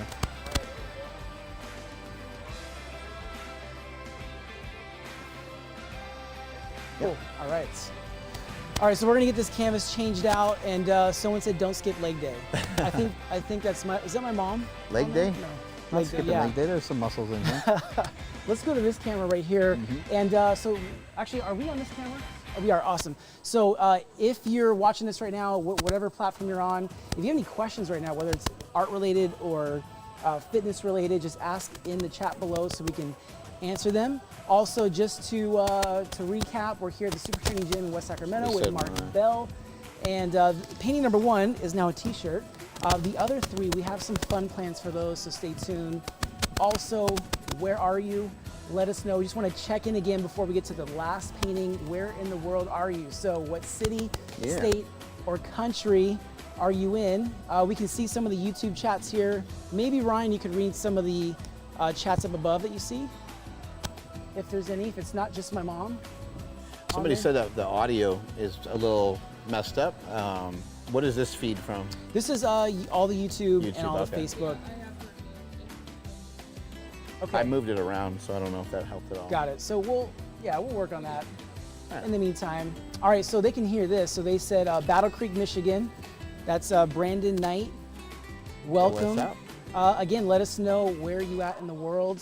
Are you ever surprised, when you get comments from people, all different parts of the world, or what is that like? I think years ago I went out and did a seminar in Montana, and the seminars I was doing at the time were at CrossFit facilities. So it was very common for me to see my products at CrossFit facilities and things like that. But I went to just like a random gym in Montana and saw like fans and saw like my product in their gym, and I was like, holy crap, this is this is like working. Like, this is actually really amazing. So that was really cool. And what about international? I'm sure you've traveled internationally.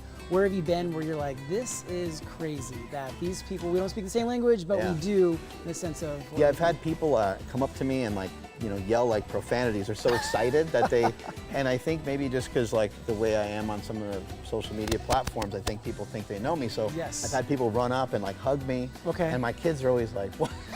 Who are these people? Yeah, like what's going on? Yeah, I've had that happen like just, local airports, and then even like, going to like Italy or traveling around the world a little bit here and there. So it's always, it's interesting because at certain places I get recognized a lot if it's a fitness thing, obviously, right? Yeah. And then it's a lot more casual if I'm, out and about or traveling. Yeah. So before we get to this, shout out to Rub Master. That's their name. It's on YouTube. Denmark, One Fit Training in Charlotte, North Carolina as well. And again, Brandon Knight in Battle Creek, Michigan. Let us know where you're at. We got somebody in Denmark. We've got one more painting to go. Any comments up above? Somebody wants to know if you're still doing the Omad Diet, Mark. I am, just eating once a day, and I get an opportunity to eat with David tonight. He's slumming it tonight with us. Eating my one meal a day with him, so I'll just be ordering many plates of food. But it's been really effective for me. It's been helping me a lot. I think sometimes when you have a lot of rules to your diet, it just gets to be a drag and gets to be really hard. This is like one simple rule. There's a couple other things I mixed in there just to make sure I don't go overboard, even with the one meal, because ultimately it's an energy balance that you're after when you're working on your nutrition. But I'm still doing it and I like it a lot. Yeah. I'm eating 3 times a day. Anyone that wants to know, I'm eating 3 times, sometimes more. Also, one last thing before we get, real quick, our background. My brother worked at a Starbucks, was managing a Starbucks near, I think, your old gym. Super Training Gym. Your old Super Training Gym. you would go in there often, and you guys sort of, got to know each other.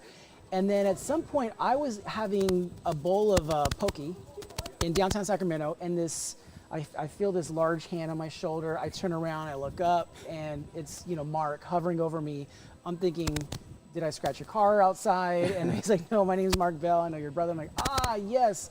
And that was maybe 4 or 5 years ago. About that. Yep. And so we just kept in touch over time. I visited here. I've been able to do the podcast with you. And then maybe a few weeks ago, we came in here, did a little lifting education with you. So you taught us great workout. some moves. That was amazing. And then we had this idea of really collaborating, bringing these worlds together, our minds together. Ultimately, yes, I love to create, but I really want to inspire people through my journey, and you want to do the same through yours. So that is really the inspiration behind today's paintings, all four. Besides making really cool products like this t-shirt that'll be available at noon to 4 today, the paintings will become prints as well, and we'll share about that after this next painting. Brandon Knight said he saw you All right. live painting with Kiss. At the Kiss concert, yeah, that was crazy. So in 2019, I was the opening act for Kiss all around the world. We did an arena and stadium tour, which was just insane. And I'm a painter, which is crazy here. So, but let's get to this last painting. Let's do it. One, yes. here we go. All right. Painting number 4. And I think we're actually good on time too. It's only noon. No, it's great. I was thinking we're gonna go like 3 hours, but We're cranking right through we're it, good, man. yeah. We're cranking right through it. All right, this is gonna be a fun one. Any questions you guys have? I saw earlier someone asked about the Omad Diet. Any other questions? Ryan, if you want to relay them to me, that's great. From Jamaica, and he wants to know any tips on losing belly fat. Ooh. Yeah, so when it comes to all forms of body fat, you lose it the same way. And when people talk about what contributes to somebody gaining body fat, it all happens in the same way. And it's not necessarily from sugar, it's not necessarily from fat, it's not necessarily from protein. It comes from one thing, and it just comes from overeating. So in order to lose belly fat, or what people will consider to be stubborn fat, is you have to figure out a way to discontinue overeating. You need to figure out how to consume less energy over a period of time. And you can do this in many different ways. There's a lot of great ways of doing this. Number one thing, what I would start with is to eat whole foods, to eat meat, vegetables, and fruit, and kind of in that order. And if you do that, that works really well because the body is equipped to recognize those signals from those foods, and it's able to adequately kind of measure and weigh your food for you without you measuring and weighing it. You want to try to stick to not necessarily single ingredient foods, but low ingredient foods. So if you're going to make a burger for yourself, you throw like cheese on it, maybe some salt, and you try to keep it at that. But once we wrap that thing in a bun, and once we put bacon on top of it and mayonnaise, like now we're starting to get into trouble because we're going to be over consuming calories. It's not the bread, it's not the carbs, it's the overconsumption of calories over a long period of time. This is how people get fat in the first place. You see a lot of young children are not, people when they're younger, they weigh a lot less. Anybody watching this right now might have this experience. They might have weighed less 20 years ago, right? You might have weighed a lot less 20 years ago or 10 years ago. And the reason why you weighed less 10 years ago is probably not because of your diet. It might be because of your diet, because you may have found a diet that works for you, but in many cases, it's just a lack of movement. You stop moving somewhere along the lines. But we have so many hyper palatable foods that are super convenient. It trips our brain and does not allow you to accurately weigh and measure out those foods. And so therefore we overconsume those foods. And when you overconsume those foods, there's a price to pay, and the price to pay is body fat. Your body will gain body fat. And so the question here is about stubborn body fat or belly fat. The only way to lose belly fat is to figure out a consistent way to consume less calories, which doesn't always mean that you have to eat less. It just means that you might need to change your selection in your food. You'll be consuming less energy, but there's only 2 forms of energy for us. There's 3 macronutrients, and there's only 2 forms of energy. And what I mean by that is carbohydrates are a form of energy, and so is fat. Protein, I don't really consider to be a source of energy. I think protein is more for building and gaining. And so you would eat about 1 gram of protein per pound of body weight, which for some people, that's a huge shock, and that's a lot. The average American consumes about 13% protein in their diet. That's way too low. It should be probably closer to double that, because when you eat more protein, you're helping to put more muscle on your body, which sometimes people think muscle is going to make them bulky, but all it's going to do is change your body fat percentage, which is going to help you burn calories when you're at rest. Additionally, by consuming more protein, it's going to drive down your hunger. It's going to help with being satiating, but it's not always satisfying is the problem. Eating a chicken breast is not the same as eating potato chips, right? But we need to figure out a way to eat less of that stuff and a way to eat more protein. So if you just have a diet that's based around protein and you kind of build your diet out around, in my opinion, meat is the best, and then you maybe throw in some vegetables here and there just for digestion and just for some micronutrients and some fiber, you can't go wrong. But a lot of people, they don't want to really stick to something like that for long enough. And the stubborn fat that someone might have, it's the last area where you lose weight.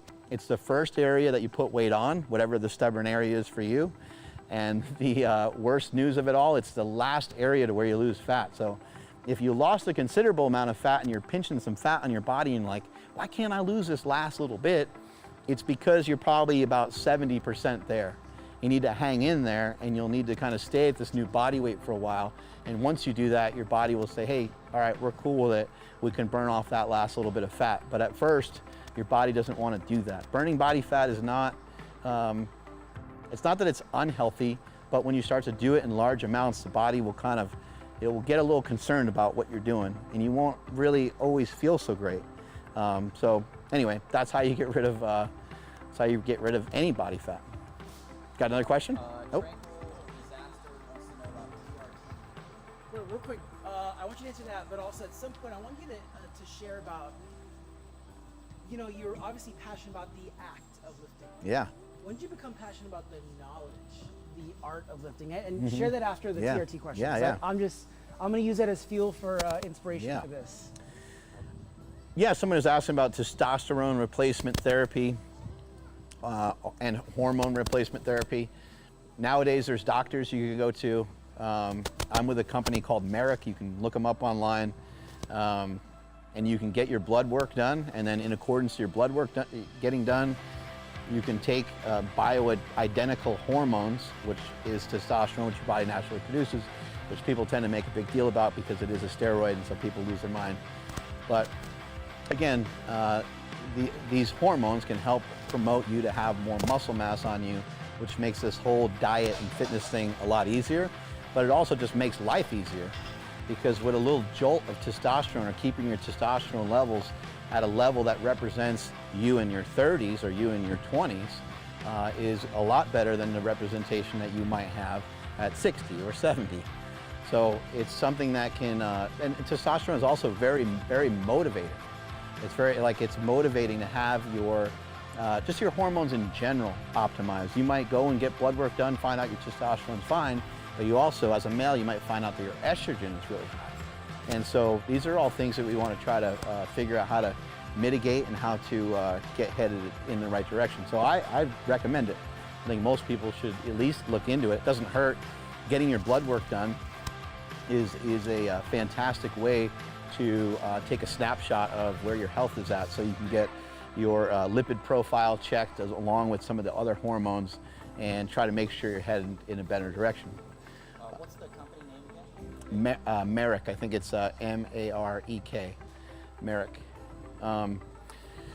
So David had a question kind of about, lifting and kind of the meathead side of things, of like going in and just lifting some big weights. But when did I get obsessed or more into, I guess, the science of it, the X's and O's of lifting? I would have to say that was pretty immediate. It was pretty much, right away. My brothers were sticklers for like form and technique whenever I lifted. They want to try to make sure that I didn't get hurt. And I remember many times where they were telling me, like, you need to use less weight. Like, you're doing that like crap. Like, that does not look good. And even I would go to our local gym, Mid-Hudson Bodybuilding in Poughkeepsie, and when I would go and lift, again, I was lifting like crap because I was trying to lift heavier weight. And they were like, no, there's a technique to this. There's a way of doing this. And so I had to really strip the weight down. And I was really actually mad and frustrated. I was like, I don't want to just lift with 25 pounds on each side. Like, I want to put the bigger weights on there. And they're like, but you do not possess the ability currently to do it properly. So you think you're doing it correctly, but you're way off. And so I had to do that. And I remember doing that with squats. I would squat down and I would only go to here. And I would try to do it with like 2 plates. And my brothers, again, they were like, that just looks awful. That's not a squat. I don't know what you're trying to do, but it's an abomination. You need to stop doing that. And so I learned over a period of time that there are better ways of going about doing things. And at some point in my life, I started to become obsessed with trying to figure out and find out what's optimal. And so I started just looking where everybody else looked, and I looked at magazines. A lot of, at the time there was a magazine called Muscle Media. I would look there, and then I would just try to research stuff as much as I could. I fell in love with a lot of the work from Louis Simmons and Charles Poliquin and many people that later on in life became mentors to me. And I was very fortunate to learn from both of my brothers and the local gyms in the area, learning from great powerlifters on how to build strength. There's a really interesting thing when it comes to getting strong is that when you're working on strength, there's a big difference between building your strength and testing your strength. Testing your strength can sometimes build your strength, but building your strength is a really long, tedious, boring ass process. In fact, there's even an article that was written by a legendary strength coach named Jim Wendler, and the article was called Boring But Big, because it really can be kind of monotonous. You feel like you're kind of doing the same thing over and over again, but as you know, anybody with a good golf swing, what do? They swing a golf club a lot. Anybody that's good at tennis, they've been on a tennis court a lot. Anybody that's good at art has probably picked up a paintbrush or two in their time. Like, or a towel. Or a towel, yeah. Covered in paint, yeah. These things take a long time to be able to build up and to be able to learn. And I got that message early on from my brothers and from some people at local gyms. And the other part of that too is I went to a seminar that my wife paid for in Columbus, Ohio, that kind of changed the trajectory of my life forever. I was at a seminar that a guy by the name of Dave Tate ran the seminar. And when he started to explain this system of training, and when I was able to actually comprehend what he was saying, that was a moment right there that turned a switch for me. And it showed me that I can learn a lot better and a lot more effectively than I thought, because when it came to school, I wasn't able to learn shit. But when it came to learning about weights, I was able to learn it, and then I was able to start to teach it. And when I took that knowledge and started to incorporate that into videos and into communicating with other people, and I saw people go from deadlifting 200 pounds to 300 pounds to 400 pounds and so on, I was like, oh, like maybe I can learn, maybe I can teach, maybe I can get good at some of this stuff. And that's what just kind of allowed me to grow and expand and be able to now be the people's coach. Got another question? I got one right here. Shing. I'm sure there's shit in here that's not great for you, but I try to just think of things, I guess, in the most reasonable way. I used to be 330 pounds. I'm not 330 pounds anymore. I'm 230 pounds. And so from like a health perspective, I don't think it's too big of a deal. So I'll pop these here and there. I'll drink some caffeine here and there from coffee. There's research, there's conflicting research on whether sucralose and aspartame are deadly or cancerous or whatever. But it's my personal belief that the number one problem that faces America is obesity, and is trying to figure out ways to not overeat all the time, and just not be like, being overweight is one thing, but not being like gluttonous about it. So I feel that at the moment, I feel like I got that down pretty good, and I don't have to really worry about that too much. So I'll drink my diet drinks and drink my energy drinks here and there. But I do think people overdo it. I know a lot of young people overdo it. I myself, through my powerlifting career, have definitely way overdone the pre-workout drinks and stuff like that. You have to do a lot of your training without that stuff because you don't want to have to lean on that all the time. And you can get yourself in some weird compromising spots and positions by doing that all the time. In fact, it's a strategy that a lot of really good powerlifters will use. Well, they'll take those pre-workout things, they'll take them away from themselves on purpose. And they'll go through like a period of time where they don't utilize them because they're trying just to rely on their own inner strength for a little bit. And then maybe when a competition comes back around, they might start to introduce them for some harder training here and there. But I would just be a little cautious with, make sure you don't overdo it. Oh my God. This is some craziness right here. Recognize this guy. Mm-hmm. Just a little. So I'll share the inspiration behind this as, again, a lot of what you teach are tools to transform. And that's awesome. You know, sometimes I relate too much to that guy. You know, the guy, right. He's happy. There's a reason why that guy's happy. Is because it's really, really easy to be comfortable and like not hurt. So I love to run. I usually max out about 3.5 miles, and I'm trying to get up to 6. But nice. You know, this guy starts coming out after like a mile, and we have this talk, and he's ready to go back to the studio. I'm like, hey man, we got it in. We're doing what Mark said. We're being active. You know, post it on Instagram. We're good. Just smile. We're good. Right. And this is the guy that I'm constantly fighting with, and this person inside right here is like, who really wants to live, like who deserves to live. Right. But you know, it's not always like, you know, being kind sometimes to yourself. Right. At least for me, it's different for everyone. But this is like an image that I feel like maybe I hope more people can relate to. Right. Where we're just constantly fighting with ourselves to be better, to transform. And I don't know, what do you think? What are your thoughts on fighting that like inner person inside? 100%. I think the hardest thing you'll ever overcome is yourself. I really believe that. It's the internal dialogue.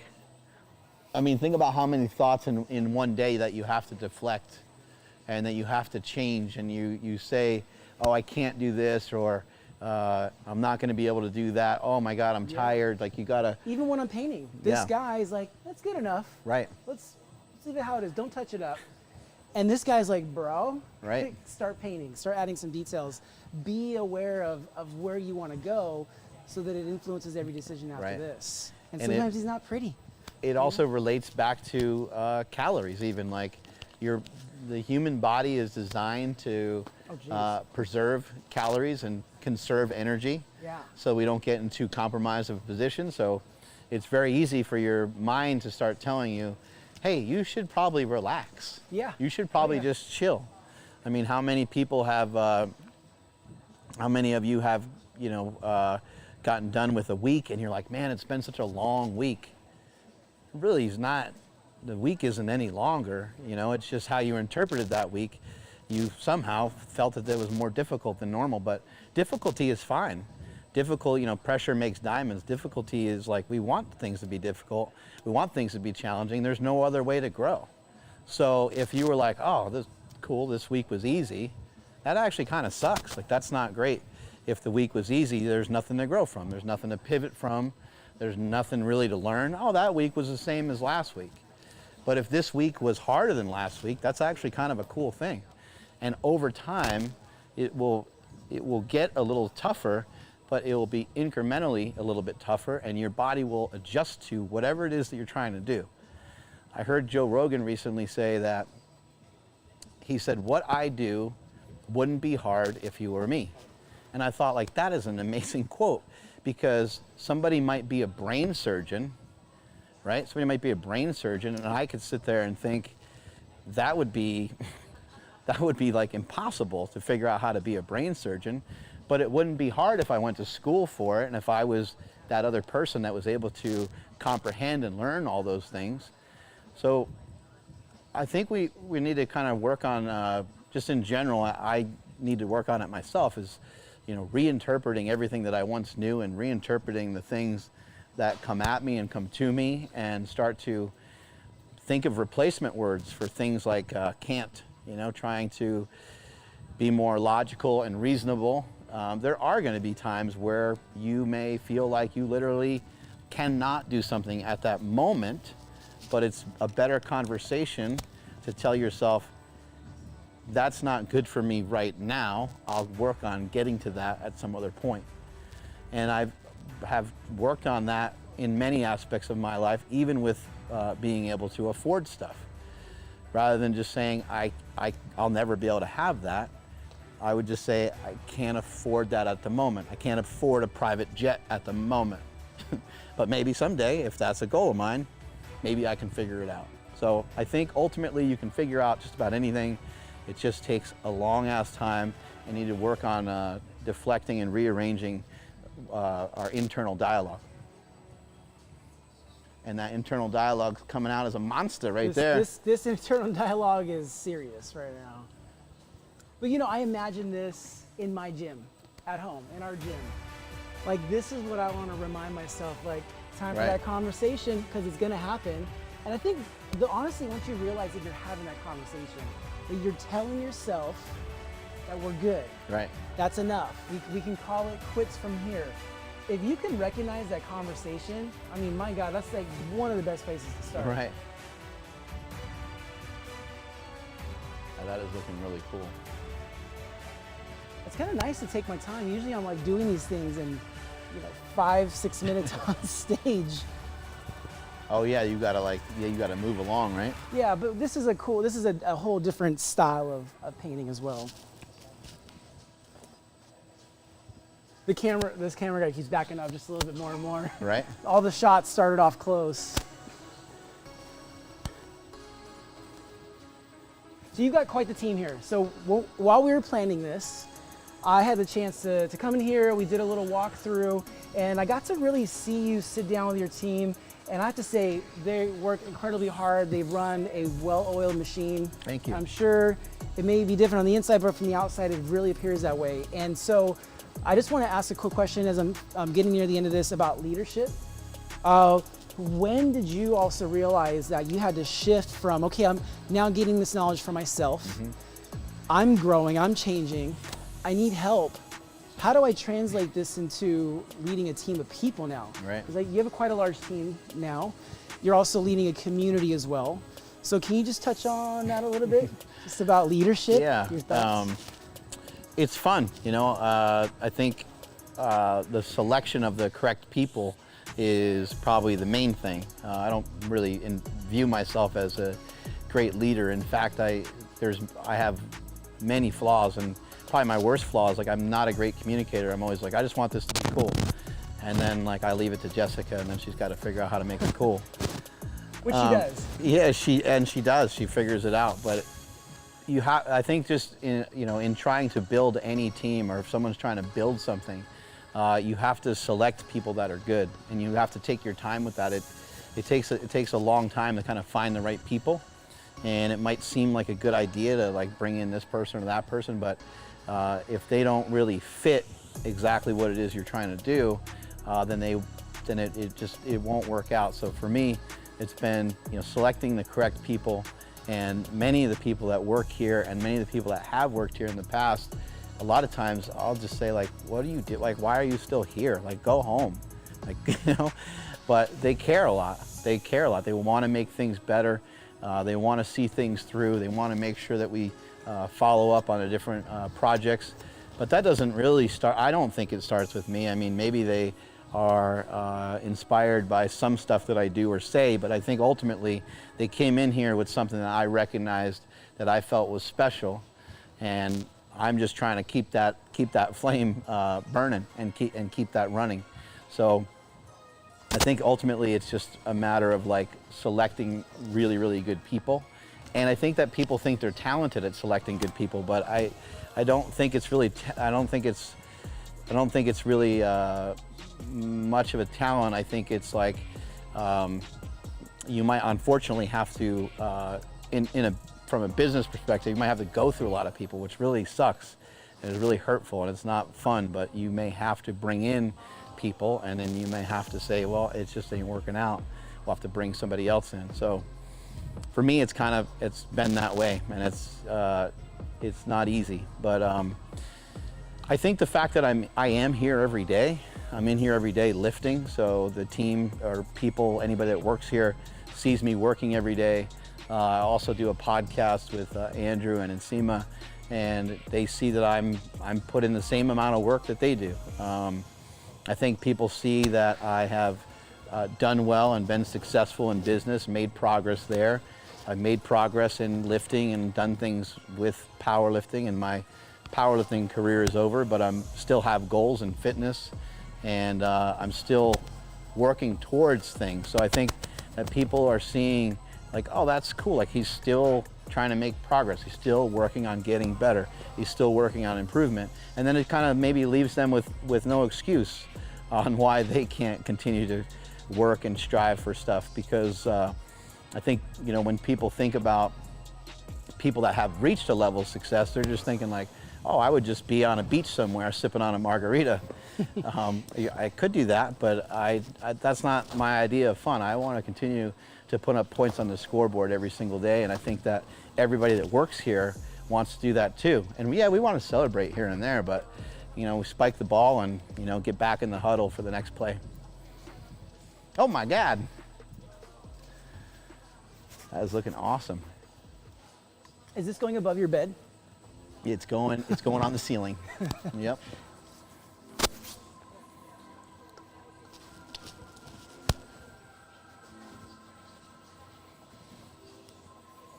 We're going to recruit somebody out of the crowd here.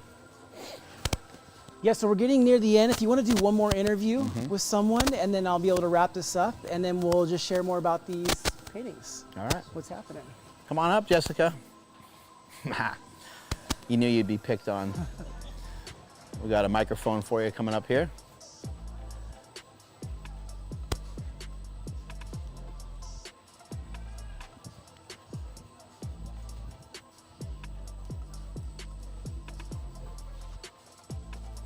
Those bushy eyebrows I got from my dad over there. Thanks, Pops.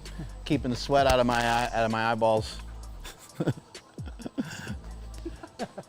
They serve a purpose. Well, hello there. Oh, God, he almost blew up the whole live stream. blew up the whole thing. What's it like watching David Garibaldi in action now that you've seen him live a couple times now? Twice. 3 times. 3 times. I think it's really cool. It's I not think bad, it's right? a different experience, yeah. I'm actually not going to move out. I'm actually going to squat You're here. Gonna be here. Yeah. I'm moving great. in rent free, just, you There's know. an office Yeah. back. I love it. Yeah. I love it.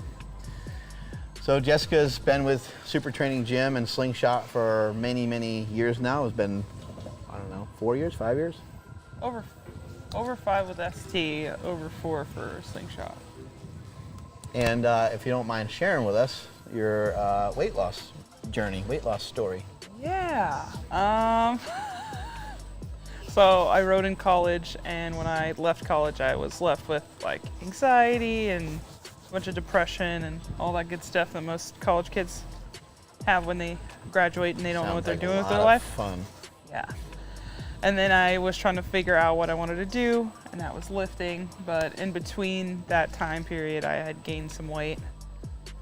And then, you know, other circumstances happened, and I gained some more weight and found Super Training Gym. Mark was like, hey, we should get this figured out. And then I lost, I don't know. I kind of like made her work for us. I'm like, you're gonna work for us. And she's like, I got a job though. He poached me for like 3 months, and I thought he was kidding. But then he kept after it, so I was like, all right, well, I hate my job anyway, so I might as well. So then I ended up quitting my job, taking a pay cut, and then coming here. It was worth it. And then how did you start to lose weight? How did you start to get momentum with that? Just every day. You saw anytime that I was like down, he'd be like, you're coming with me today. You're gonna work out with me. And that was just We have enough. some of those, yeah, videos on YouTube even, Yeah. where I made you work Somewhere. out with me. Yep. Don't look those up. Yeah. But yeah, it just was a constant, just start and it gets easier. And once you start, it gets easier and easier and easier. What'd you do food-wise? What did you actually do? The first time was keto. So I Did that work? More on carbs, yeah, it worked. I'd say I lost like 30 or 40 pounds. And then I gained some back because it wasn't just as sustainable as I needed it to be, at least for me and my lifestyle. I know it works for a lot of people. It worked for me for a shorter period of time because I had never really been on a diet before, per se. The first time I ever lost weight was through college, and it was because my coach was like, you should figure out your portion sizes. And I was like, okay. Like noted. Noted. But I didn't really like change anything about my diet. I just cut my portions down. And then from keto, where'd you go from there? Counting my macros, if it fits your macros. And it worked. And it worked. And I lost a good chunk of weight there too. What was the hardest part of that? Because you've lost, what, 60 pounds or 80 pounds? Yeah, like 60 plus pounds. Yeah. The hardest part is just committing to it and like learning from it. It's like an emotional thing for me more than like a technical standpoint. I know what I need to do, but it's that emotional part that I have to get through. That's the hardest part. Like you don't feel like eating certain foods maybe in accordance to how certain days go type thing? Wait, what? Say that again? What do you mean by emotional? It's, just like if I'm super stressed out, if I'm tired or overwhelmed or having a bad day. makes the nutrition side of it way more difficult for you. Yeah, it's easier for me to fall into my old bad habits of relying on food to make me feel better instead of working through things like an adult. And Are most of those bad habits burned away or not? No. They're still sitting there. they're still there. Yeah. It's a fight every day. I think it's important for people to know because I think that people just think, oh, well, it's easy for them because they're in fitness. But like Yeah. my bad habits are they're still like waiting inside me like that angry person in the middle there. Still like within you. Yeah, it's still just sitting there like, yo, like feed me. And it still pokes at me every day. It's like, hey, Reese's. you should have some peanut butter cups. You should have some pizza. Those kinds of things. Sorry to interrupt, though. Yeah, What is that person telling me? Because I want to put that on here. I want to imagine this in, people's gyms. It's in front of the treadmill, and you're good, you're feeling good, but that inner voice is Right. saying something else. Right. It's saying, keep going. It's within you.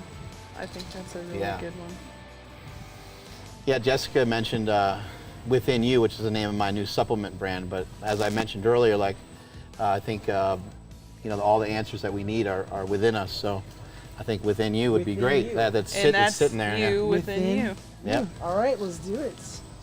Let's do it. Sweating now. I think another part of it too is to figure out, how to occupy your mind. It's something I talk about quite a bit. And I know Elon Musk, has the goal to occupy Mars. But when he talked about that, I found that to be inspirational and amazing. But at the same time, I was thinking, there's a lot of people here still on Earth. We're still on planet Earth here.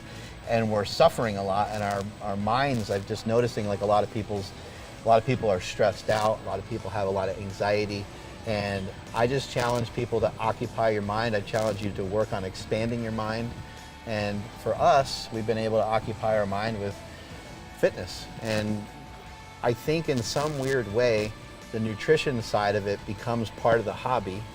How often and how much are you thinking about, how much time are you putting into?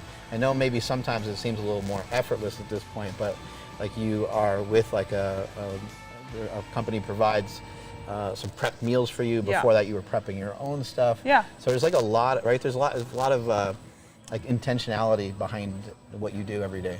Yeah, it's just about making a choice. And when I had come off of counting my macros, I obviously gained some more weight back because it's just a constant. Nothing's ever linear. It's just gonna go like this all the time. And progress will always be like this.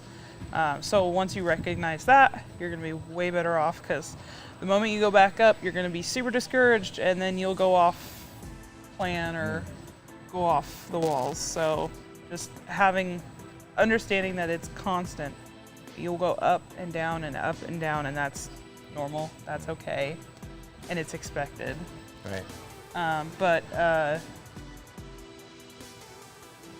I knew that I was okay even when I have my moments where I'm up, because I made a conscious decision every single day to do something better, even if it's not always like the best day I've ever had in my life. It's just a constant state of like, I really do want this, and so I make that a priority for me. So making my meals, or having to eat right foods with me, or talking to my coach about, you know, hey, I'm struggling today, and making adjustments there and knowing that that's okay. So you still might make a choice that's not great, that's not the most optimal, but it's better than what you used to do. Yeah, and it's not going off plan if you're having that balance with life. Like, you have to be able to balance a plan that you maybe put in place and then like what happens actually in like real life, reality. So yeah, if you just continually try to eat less and do that all the time, you'll actually end up being less at some point, and then the stresses of life will be insurmountable, and they'll crush you. So you got to be kind of strategic with this stuff and allow yourself an opportunity here and there to eat something that's off plan. But I agree with what Jessica said there, is like, just see if you can make a better decision, see if you can make a better choice, rather than kind of falling back into those pitfalls that we've fallen into before. Thank you so much. Yeah, thank you. Wow. All right. Do you want to hand print this one? That is looking amazing. Sure. All right, let's just go ahead and just, you choose a color. It's looking fancy. This is your area right here. All right. That's your boundaries. We'll do it at the same time. All on right. This last one. So I got some blue. Well, just dip all the way in there? Just like, actually dip a little and then spread it around your hand. Like oh, okay. this. Yes. We're gonna do this at the same time. I think I'm gonna go with mainly this yellow here. All right. And then, so just a little, and then you can spread it around. There we go. You need to go ahead and turn around the other way. You can straddle the paints like that over there. Oh, like this? Yep. Whoop. All right, and then you're gonna go in this area right here. I'm gonna go right here. All right. We're gonna do this in 1, 2, 3. There we go. Boom. All done. I love it. Thank you. Got a little, All right. little paint going here. Yes, we'll do this real quick. All right. All right, so this is the last, we'll stand wide so they can see the painting. This is the 4th painting that we created today during this live stream. We're here at Super Training Gym with Mark Bell. We're Dripping streaming across channels, on his, on mine, Instagram, TikTok, you name it. And thank you everyone who's been watching this for the last over 2 hours now. So real quick, it is now noon, so you can go to, what's the website? marksmellslingshot.com. marksmellslingshot.com to get this shirt. This was the first painting I created today. When the stream is over, you can go back and see it, but it's only available for the next 4 hours. So go to marksmellslingshot.com, get that limited edition t-shirt from one of today's paintings. Also, the rest of the paintings, the last 3, we're gonna create into an art collection. What? We're gonna be doing prints, canvas prints. Here you go. Thank you, appreciate it. Prints, canvas prints, and really to celebrate, you've got a big anniversary coming up, not only your wedding anniversary, but also the Slingshot anniversary. Absolutely. When is that? So I think the Slingshot anniversary is in July. And I think, you know, some of what we're gonna do with some of these is we're gonna make posters, but in addition to that, we might make knee sleeves or elbow sleeves, and I'm sure there'll be even just kind of further collaborations down the road with you just in general. Yeah. Since this has been so much fun to do. Yeah, you know, these are gonna be the new motivational posters that I think every gym around the world should have. Hell you know, yeah. they used to be like the ones you would see in your elementary class, you know, like a team rowing. Like we'll do this together. Right. This is gonna be the new motivational poster. I don't know if you know love this. Hopefully it'll end up in high school gyms, you know, professional lifting gyms all I'm around the excited world. for But it. today has been nothing short of inspiration. I think more so just spending time with you leading up to this. I know it's not the last time, but just I want to give you your flowers in front of everyone, man. You are an incredible being, leader, and super inspiring on many levels. So thank you, man. I really do appreciate you. I appreciate that, and I'm pulling energy from you and pulling motivation and inspiration from what you do as well. So thank you so much. Thank you. All right, so thank you everyone. Again, go to marksmellybell.com to collect this t-shirt, only available till 4 p.m. Pacific Standard Time.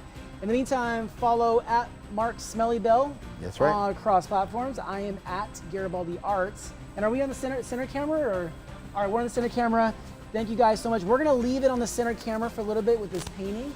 Maybe we'll zoom in on, just leave it there for like 5 minutes to give him that last look. So, peace. Thank you so much.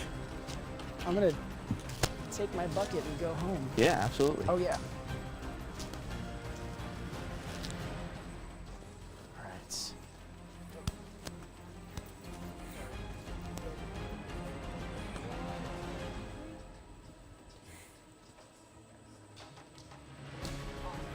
Okay.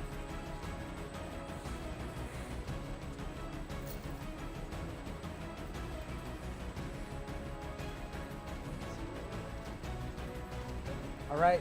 Thank you guys. Enjoy looks the so last cool. of this painting. Get one last look. Thanks for watching the live stream. Peace. Thanks, everybody.